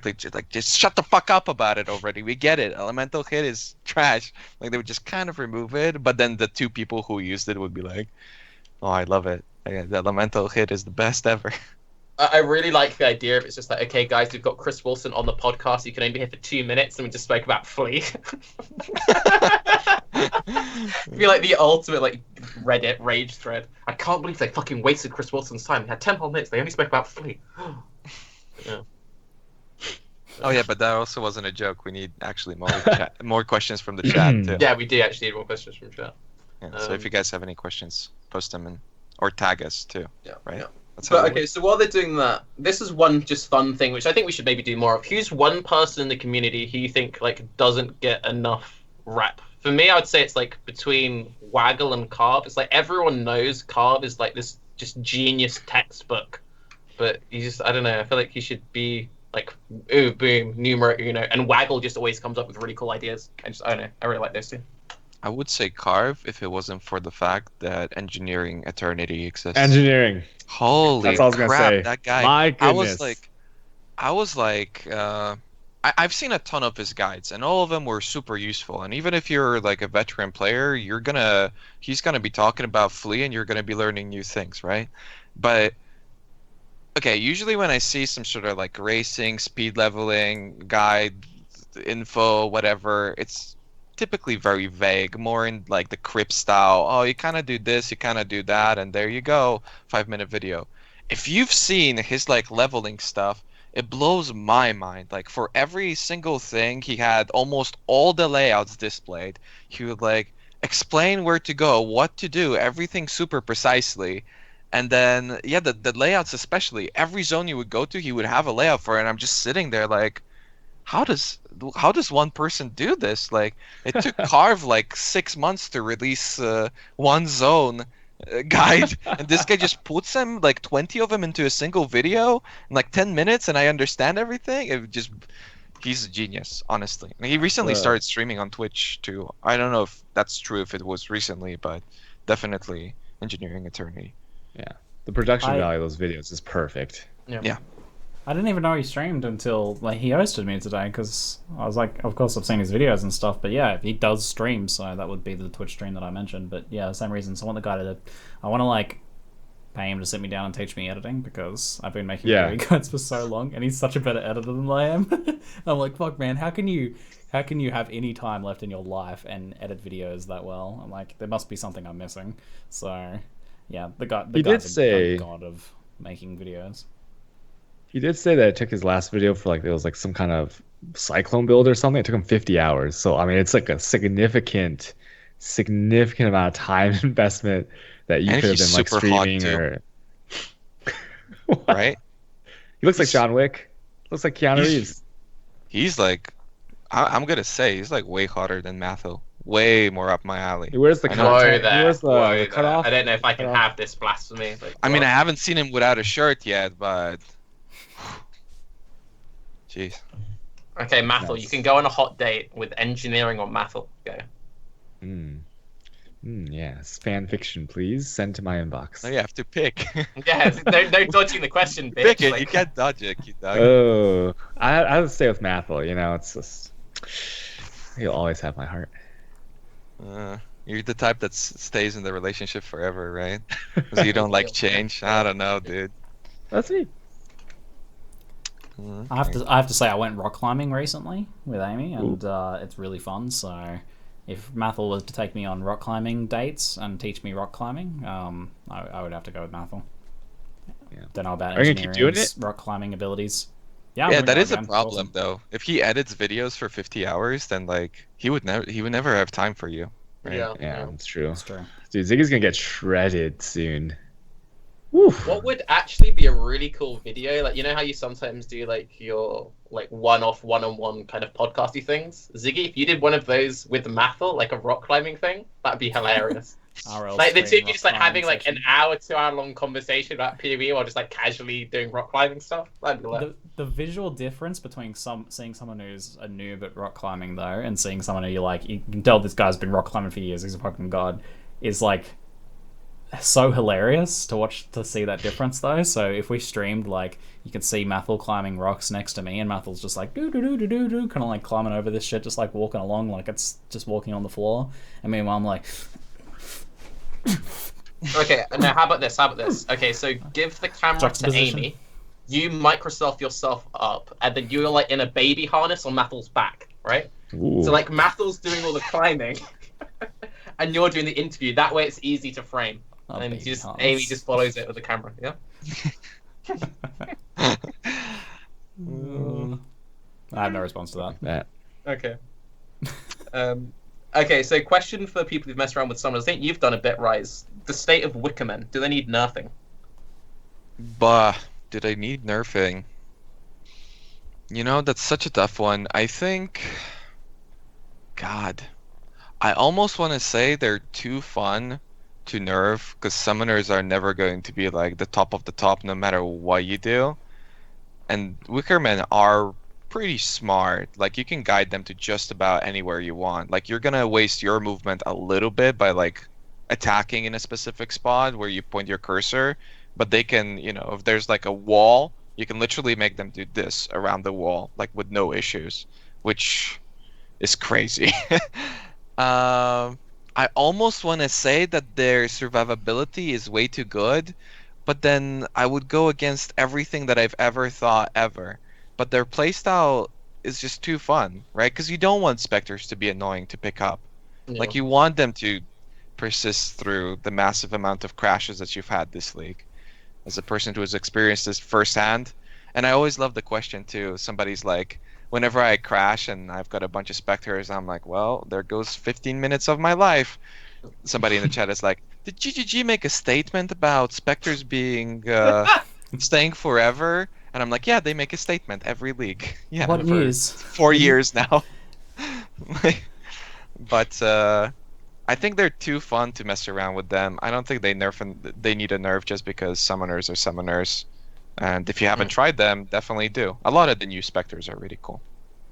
So is it basically just a case of like their AI is actually not shit, and because of that they feel broken with good damage? Yeah. Because like it's basically You can compare them to Burning Miscreations in the past. If anybody played in the patch where there was a bug with like Cast on Death working on specters and giving them like 300% multiplier or something, which basically made Burning Miscreations the BL mob. So these guys do the same thing. They've have this like righteous unrighteous aura, and because you can invest into them and they can do so much damage, you've got enough AoE where they're running towards the mob, and by the time they get to the mob to like attack it, the mob already dies. So they don't have that awkward situation of running up to a mob, and then the mob's got like a sliver of life, and they attack with this like massive molten strike, and everything explodes. But like the mob is long dead, and they're just kind of standing there swinging in the air, and that's why I think they work significantly better than anything else. Fair enough. And on that note, assuming like if they ever do make specters and summons not feel terrible, how heavily do you think they'd have to nerf them? Because I think it would just be like the best build. Because I think summoners have always been amazing, but it's just they're so annoying to play. A lot of people don't bother. Or do you not agree with that statement? I don't think summoners can ever get like. I don't know what they would have to do, because you've got the cap on mobility. Like they can be pretty good.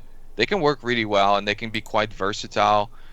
And I think currently people invest too little in things like Wickerman, for instance, to be able to kill Shaper so consistently. Like it's not a fast kill, but if they kill them and they don't die, and that works pretty well.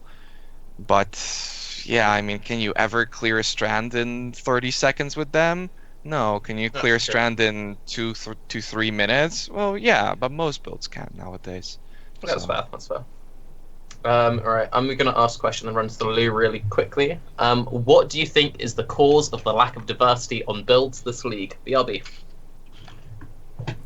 Is there a lack of diversity this league? Yeah, there's a lot of stuff going on. I mean, there's a lot of people playing Berserkers, and we talk about that, but there's a shitload of different builds being played right now. And I mean, you click around different streamers and stuff, and everyone's playing some different build. And I mean, yeah, there's like, what is it? Ancestral Warchief and Sunder in the top 10 in every league and everything, but that's I mean that's gonna happen, especially if you're getting stats from like the first month of a league. And I mean, I guess with a bunch of new players joining the league, there's going to be a lot of people playing the same builds because they're kind of following the most popular, most exposed builds. But I don't think there's lack of diversity at all. Yeah, but Chet is talking because like we have to specify, right, that we're talking about a lack of diversity, which to me is like different abilities being usable, which I don't think there's a problem with. But when it comes to how many people are playing Berserker, then yeah, if you're limiting it to ascendancies, then probably there is a lack of diversity.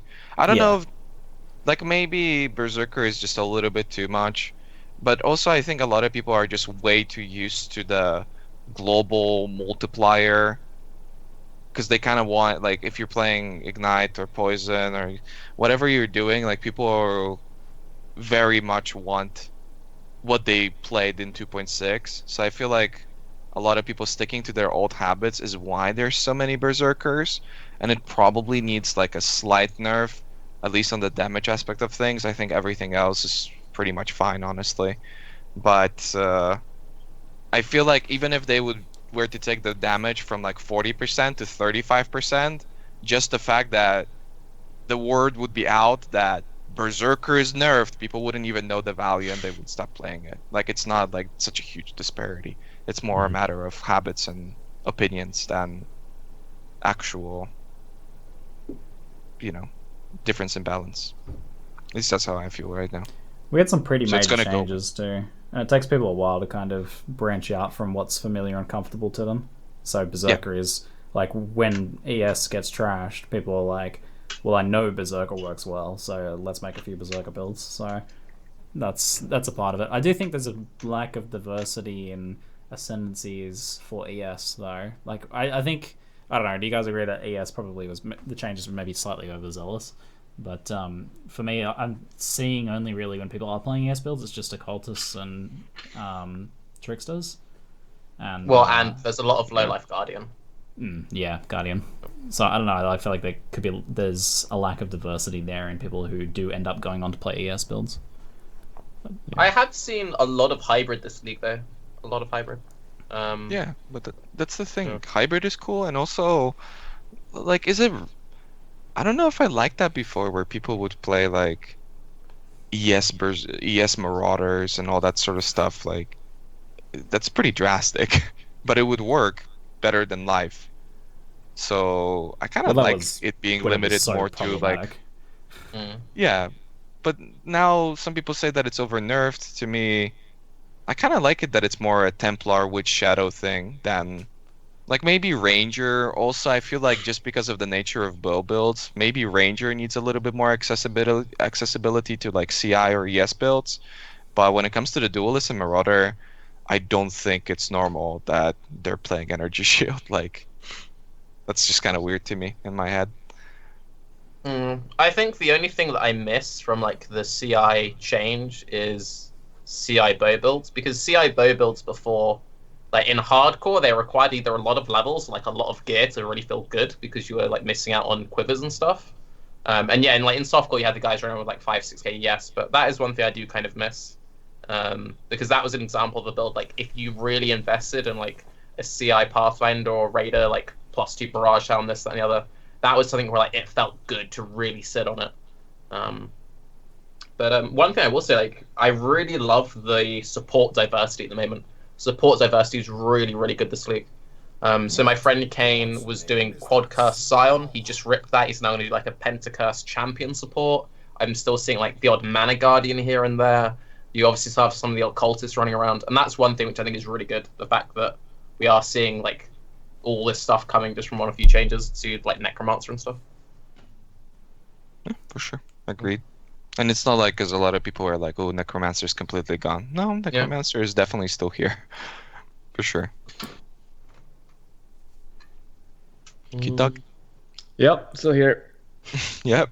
Yeah, I don't know. When I scroll through Twitch a lot, right? So just to see what everyone's playing, and you can definitely notice it's just like life, which is like not bad.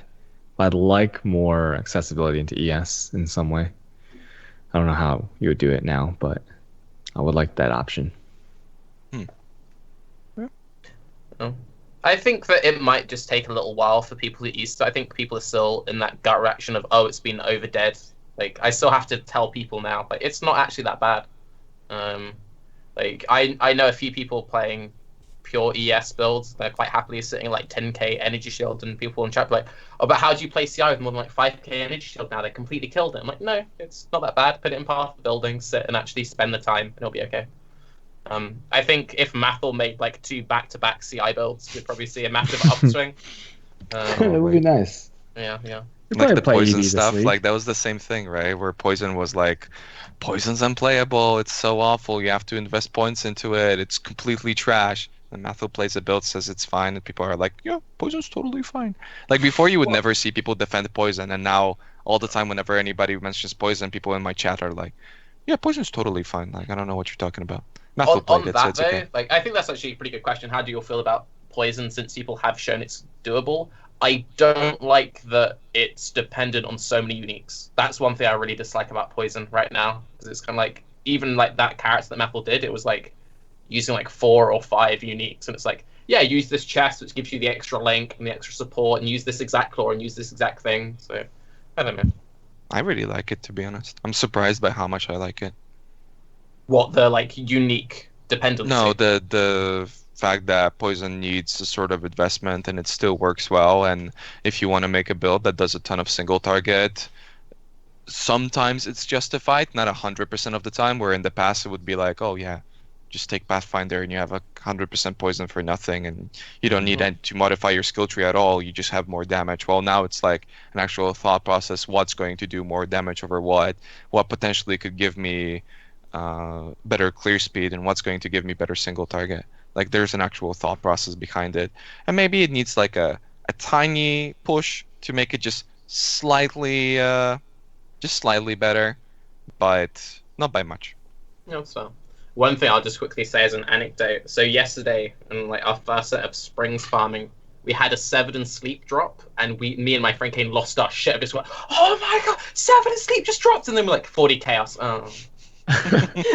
we reacted if like we just like dropped to mirror. It felt so good to get a 7 just drop off a breach, and then it was like P40. It was someone like it'd be like if someone like gave a kid like a Christmas present and they just opened an empty box. It was one of those kind of reactions. Had the 40K is opposite. a lot. Come on now. Like 40 chaos is decent, but when you're so used to how rare it is, and the idea of like getting it just dropping off a breach, not even like running Chayula. Yeah. And we were like, oh, how are we gonna split it? Like, oh, it's such a big ticket item, and then we're like, oh, 40 chaos, and like, it's alright, you can just sell it, mate. You know? That is something to rant about, though. Poison minion builds, they're gone. Like, they are gone. Like, maybe you're saying that the dependency on unique items is too high, but they would have to implement a couple items. Because I had a Chaos Golem Shaper Killer. It is fucking gone. Like, straight up. Severed in Sleep, same thing. It just does not work. There's no way of scaling it to a point where it's reasonable. And even if you're being super unreasonable at it and like picking up every single jewel and every single piece of damage, it still does almost nothing. Yeah. I don't know. One of the other questions was, how do we feel about uniques becoming this with rares being phased out? I think we've actually had a bit of the opposite of that recently. It feels like with the buffed rares. I noticed I'm running a lot more rares, ignoring stuff like Viscos, like where Viscos is just the best amulet for like every build. Would you guys agree or disagree with that? Yeah, What I is think the it's question nice. again? What am I looking at? Sorry. It was how do you feel about uniques becoming best in slot while rares are being phased out? Okay, I feel like rares are making a swing back, personally. I think it's nice. I mean, it's nice being. First of all, well, there's no more. Yeah, so it's nice being like, hey, I don't need Skyforce, right?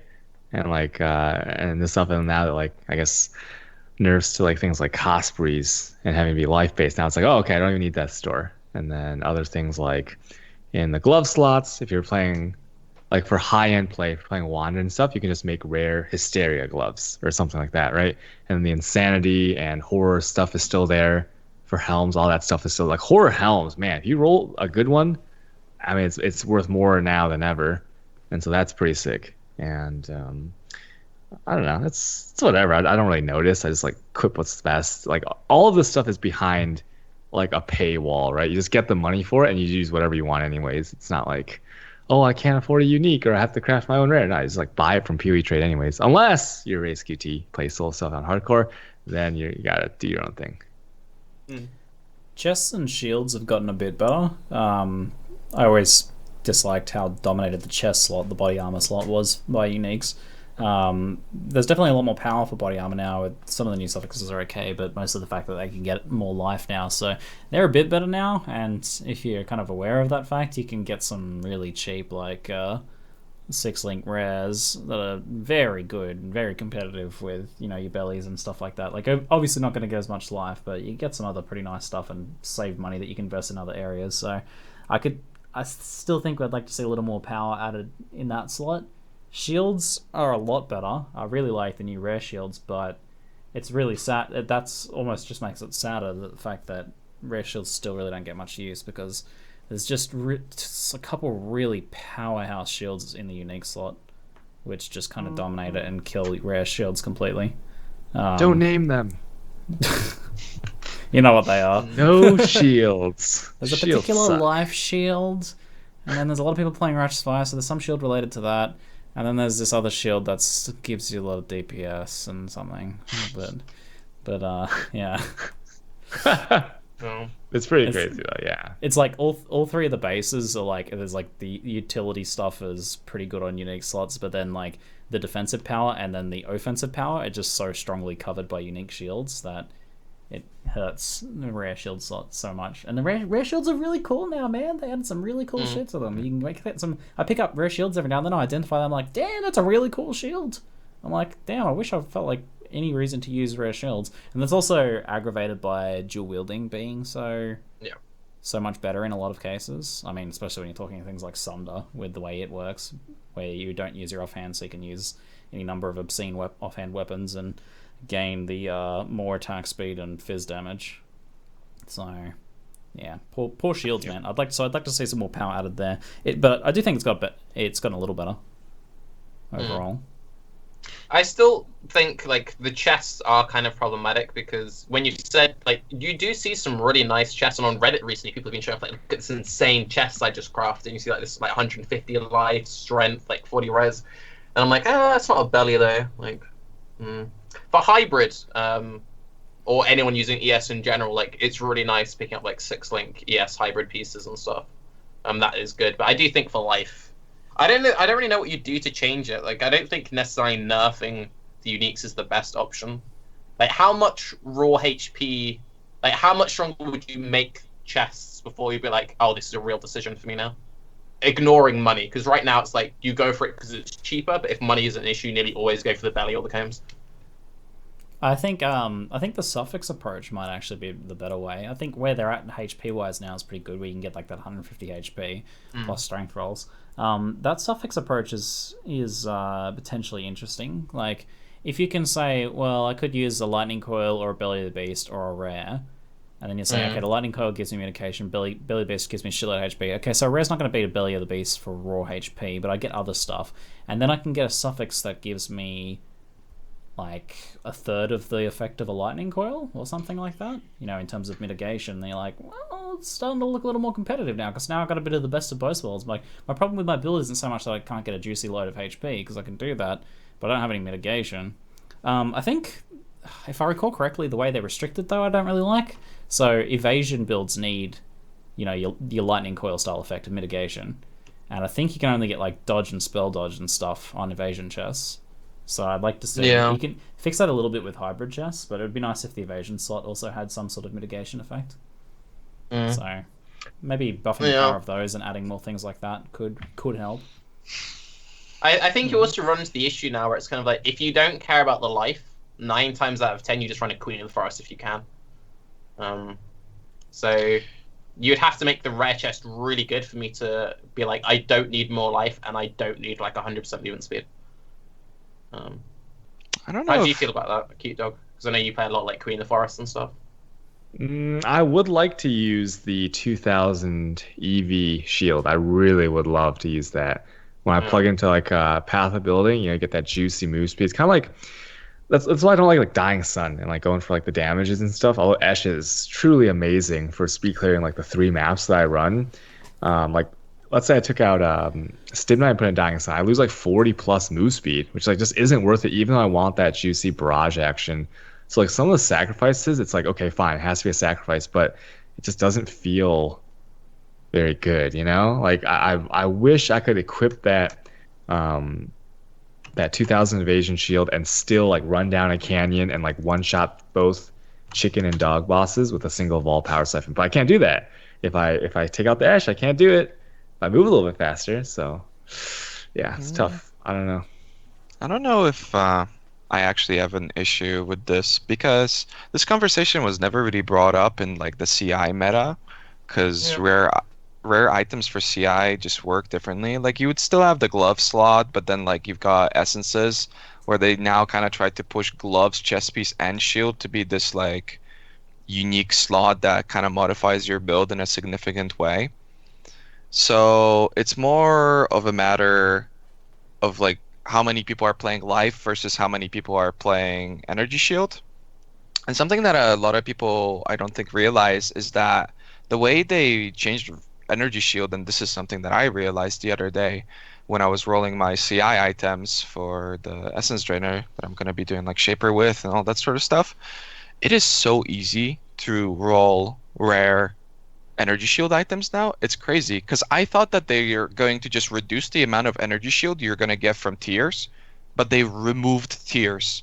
So now, you know, it's just like the max you can get percentage wise in terms of energy shield on any like piece is 100%, where before you'd have like 2 or 3 tiers of rolls above that. So now getting the 100% energy shield, so essentially what is T1 now, it's just so easy. Like, so you can get, definitely for the most part, I think with energy shield you would still be using rare items. Therefore, it kind of makes sense. It's just that, yeah, a lot of people are playing life and not that many people are playing energy shield. But if we get to a point where that sort of ever evens out, or, kind of evens out, then I think people will be a lot happier.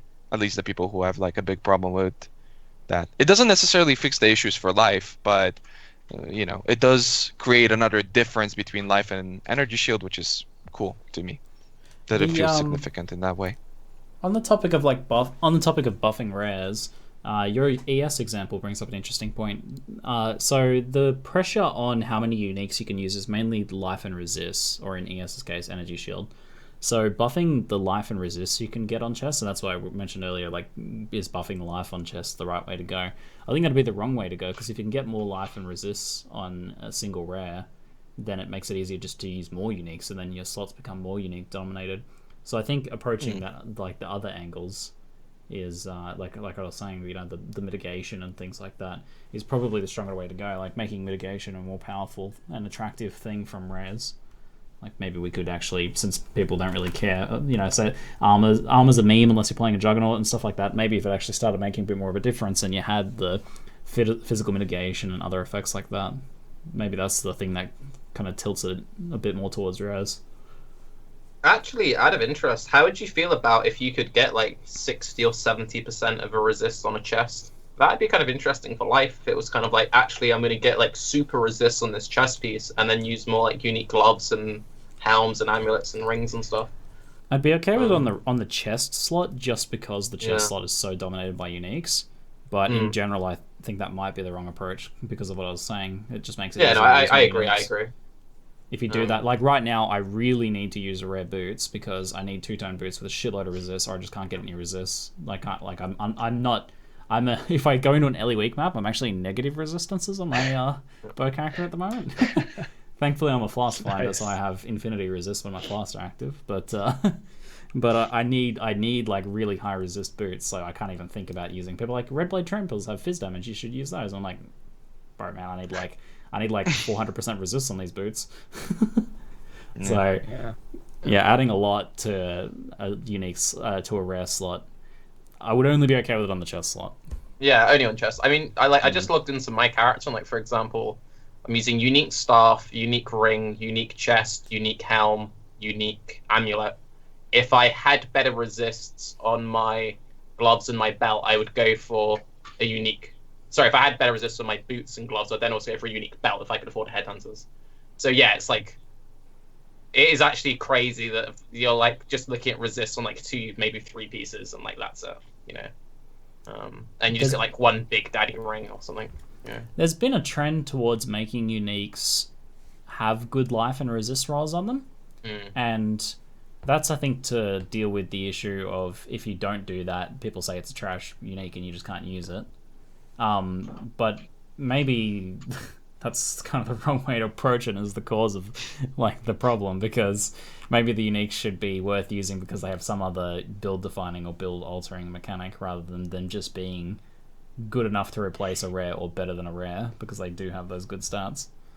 So I've been noticing more of that. I feel like there's more and more uniques these days are coming out. You're like, oh, this unique has 80 life. But it's actually like they come out with some new unique chest with a bunch of like interesting unique mods, and they're like, but just to make sure that people don't think it's trash, we're going to put like 80 life on it and 12 all res.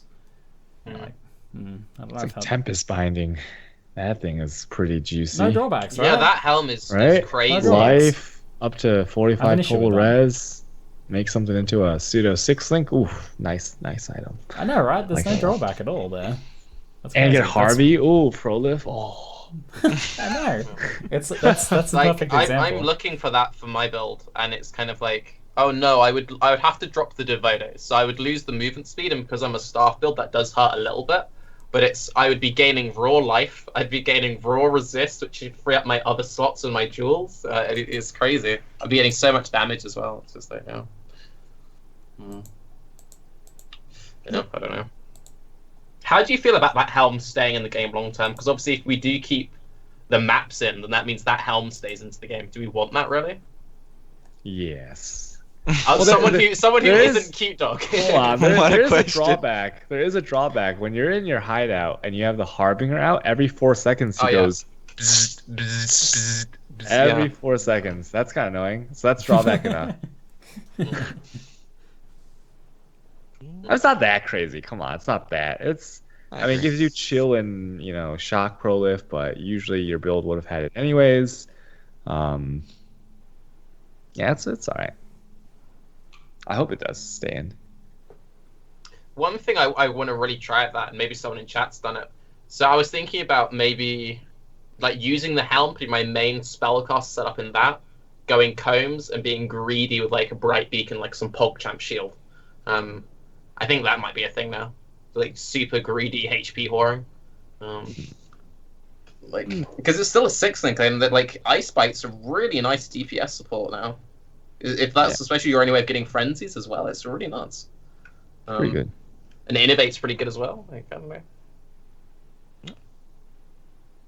Innovate's like the lesser of the two. Oh, obviously. Yeah. But like it's still like it's not like terrible. Yeah. I mean it's free on there, so why not, right? And it buffs like the other stuff too, which is kind of cool. Yeah. I just realized I can use Innervate on my build. Thank you for that. Okay. Ooh. Sorry. Are you guys killing bosses?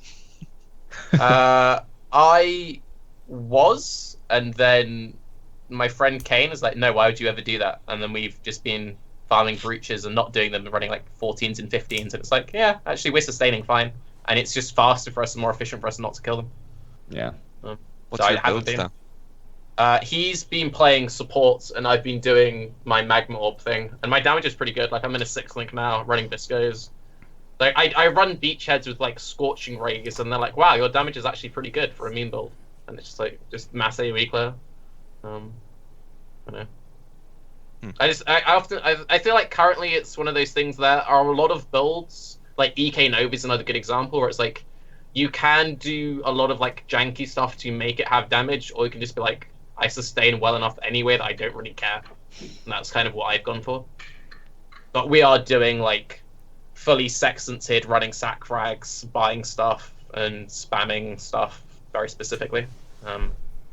So I mean, I play SSF and I kill bosses, and on a lot of my builds, it's an actual thought process too, where it's like I have to keep in mind that I want to kill bosses. Like that's more than anything. Like in terms of sustain, you can definitely do well enough because you can still invest enough currency into like sextanting and potentially rolling like breach and whatnot, because that really pays for itself a lot of the times.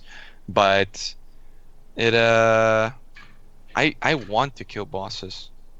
That's like more than anything. So I think that's why maybe I've been building like suboptimal characters focusing more on damage. But like that's what people have always been doing anyway. It's just that you by default have more life now than you did before. So it's been working out for me. I've been enjoying it. Yeah. I mean, if I was like, for example, if I was on my Scorching Ray character still, I would kill bosses because like it wrecks boss. If I was playing like a bow build with like Barrage, yeah, I'd do bosses. Or like if I was doing CuteDogs, like yeah, just one shot it with like all the stuff, like yeah. But I feel like with the way they've changed the HPs, if you are running like the 14s and the 15s, there are just some builds which map clear insanely well, but people aren't playing them because like, oh, this build can't do bosses, and I think it's often better just to say like, nah, screw it. And also like conversely, so a lot of people have been like farming Guardians now because like Ziz has been doing a lot on stream, so like a lot of people have been doing it.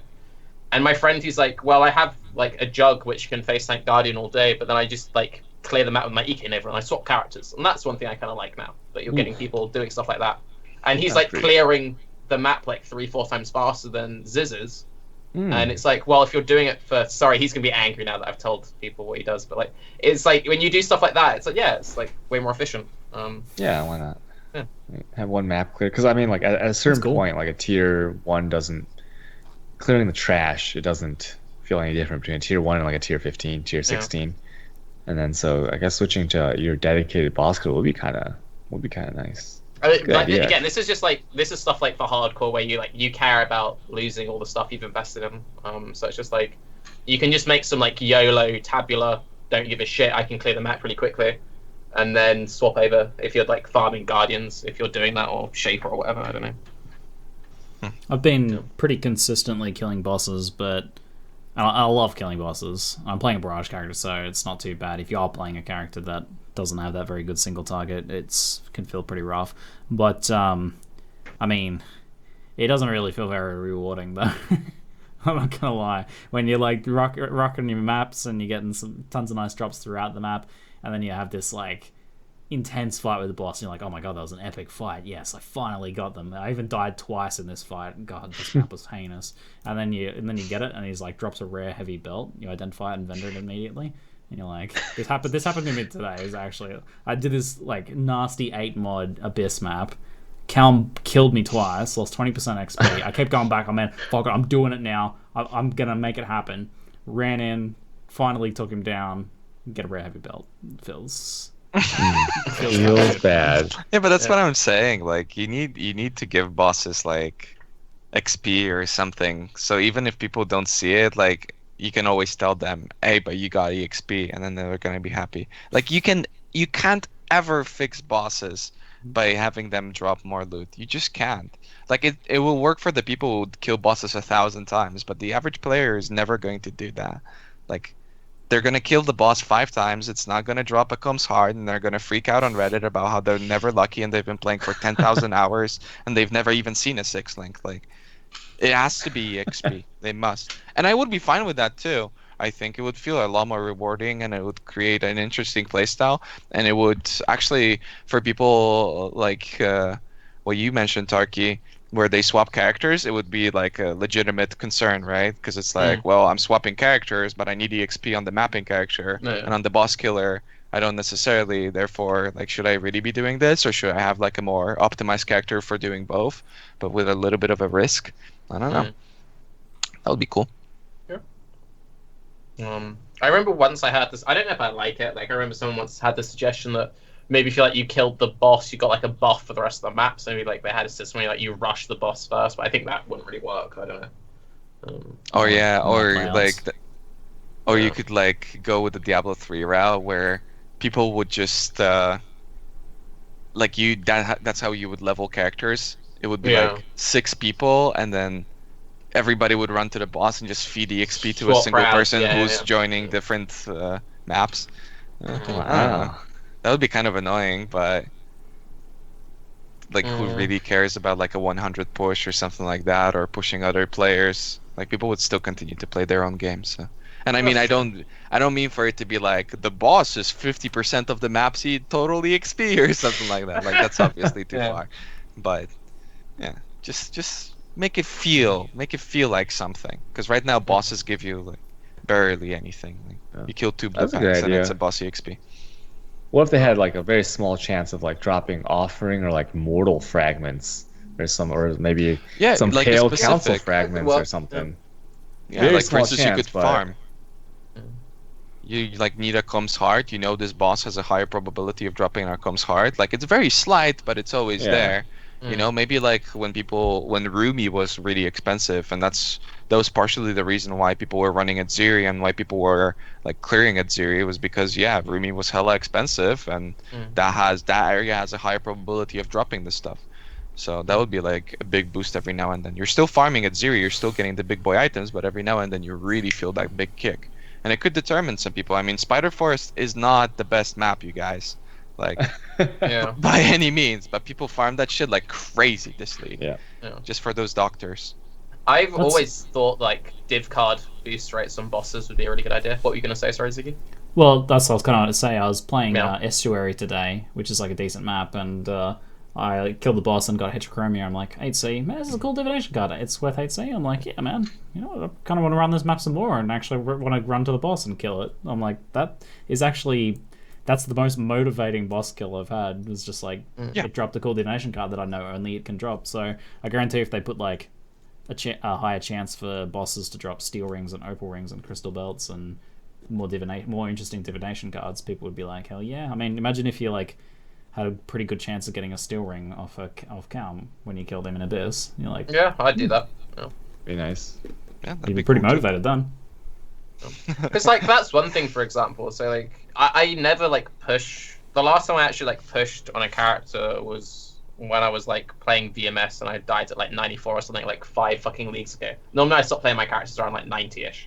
I'm now like nearly 94, and I'm like, oh, I'll keep going for it. And because I'm playing in hardcore, it's like you can run really rippy mods on like 15s and 16s, and you'd be pretty safe. But I wouldn't trust doing the boss. So like, especially with that mindset where I'm kind of like, I'm not really pushing, but I would like to, like, I'm approaching my new highest ever character, so I kind of want it to go that far.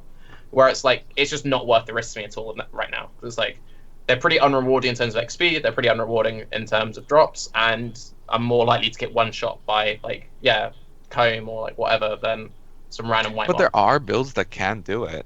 Yeah, there are. So like those builds will feel cheated in a way. Like my usual bow, I normally only play bow builds. If I was playing a bow build right now and I had like barrage, let's go, I wouldn't give a shit. I'd like just boo boss dead. But because my current build is like good for map clear, not so much for bosses, especially, it's like there's no reason at all for me to do it. But I feel like that's okay. I don't have a problem with that. I think it's also good as well because you can like, and it actually pushes you to make a decision that I've decided I'm going to hit my build purely to map clear and nothing else. You know, so. What other questions do we have? Oh, the 4 of you get to make a unique map. Each of you chooses one mod on it. Go. All right, like, okay. write one of those story things. Okay. Wait, is this written down somewhere? I have mine already. Okay. All right. It is a very linear map like Strand, and you don't gain any experience. There's no experience gain, okay? And the mobs don't drop any items. Okay, and sounds great. You get to the boss, and if you're able to kill the boss in less than 2 seconds, and by the way, there's no stacking. When you get to the boss, it's a separate room that takes 5 seconds to load into. You get in there, and if you kill the boss in 2 seconds, there's a 50% chance to drop a doctor or a fiend. Sounds great. Yeah, sure. This is off the cuff. That's off Jesus. the cuff I could think of. Thank God you don't live in New Zealand. Oh my God. Like, there's someone right now, like, sat on a diamond supporter pack writing this shit down. Oh, I've got them now, boy. This is gonna be big. Everybody's gonna love this. I like how we were supposed to. I think this is supposed to be a team effort now. Yeah, we now need to make whole map, CuteDog's thanks. idea less shit by adding mods. Oh, I thought it was like you create your own unique map. Sorry, No. I know we all made one affix for a map. One okay. unique affix for a unique map. Go. Start. Try again. Okay, the last part then. Last part. If you kill the boss in less than 0.25 seconds. 0.25. It's gotten lower now. Okay. Okay, because it's just a one mod. Then you have a 50% chance to drop a fiend or the doctor. All right. So after that, I would say after you've killed the boss, all the mobs are now killable and grant EXP per this individual mob, right? But they all fracture. So whenever you kill a single mob, it fractures into 6, and those 6 don't give EXP, but you have to sort of kill them to get to the other mobs. And oh shit, okay, I guess that's it. you have to help me with the EXP or something. All right, so you run to the boss, kill the boss. If you can one shot the boss, you get some drop, and then all the mobs respawn, and then they start fracturing, and they give XP. Okay. So wait, Yes, are we they didn't making give like you a XP or weird drops coward's before, Are right? we making like a weird coward's trial where it's like you go through ledge once, right? You clear it once. At the end, you kill the boss. You then backtrack, and everything has spawned again. Yeah. If you've managed to kill the boss. Okay. And now these mobs fracture. Okay. And grant stuff, I guess. I don't know if I can add that. In that case, my mod will be you gain 1% movement speed per kill. So like the way I picture it is it's kind of like recreating endless ledge. So it's kind of like you speed through the ledge once, you get a super buff, you kill the boss, you then come back through everything fractures, you kill it again, kill the boss, then you go back the other way. I don't know. and you keep going until you're completely fractured. Save it, Ziggy. Alright, so my final mod is the only way you can leave the map is via the starting portal. You can't move the portal. and there's a countdown timer until you die. Wow. No logouts. The character is suspended in the map for 1 minute if you log out. Okay. I'd like All to of change my this- mod. All of this. What? We just We started with your mod. After Ziggy's cannot log out macro, cannot like leave. I'd like to do it so that if your Cannot character log out. dies in this map, you go to standard. That's if you're But if Normally you normally survive the happens. map, then you're a good player. You go to hardcore. No, if you survive the map, you go to SSF. Percentage. That should be the punishment, not the reward. Because if you die, the punishment is you don't get to play the league anymore. Yeah, that's basically what SSF is. I mean, what are you talking about? You don't get to have fun anymore. Oh my god. I feel like that's a perfect time to Yeah. wrap up for this evening. Yeah. Yeah. That was pretty fun, guys. This map is amazing. Let's make it. Let's do it. Alright, well, Or should you just gotta agree? Ziggy, I'd like to thank you for taking over for me today, and I'd like to apologise to chat for going off topic. But I'll see you all again in 2 weeks. Yeah, thanks everybody for watching. Everyone. Appreciate you. Yeah, thanks for watching, guys. Sorry if we had any audio issues. Hope you enjoyed the show. Bye. Bye. Sadues.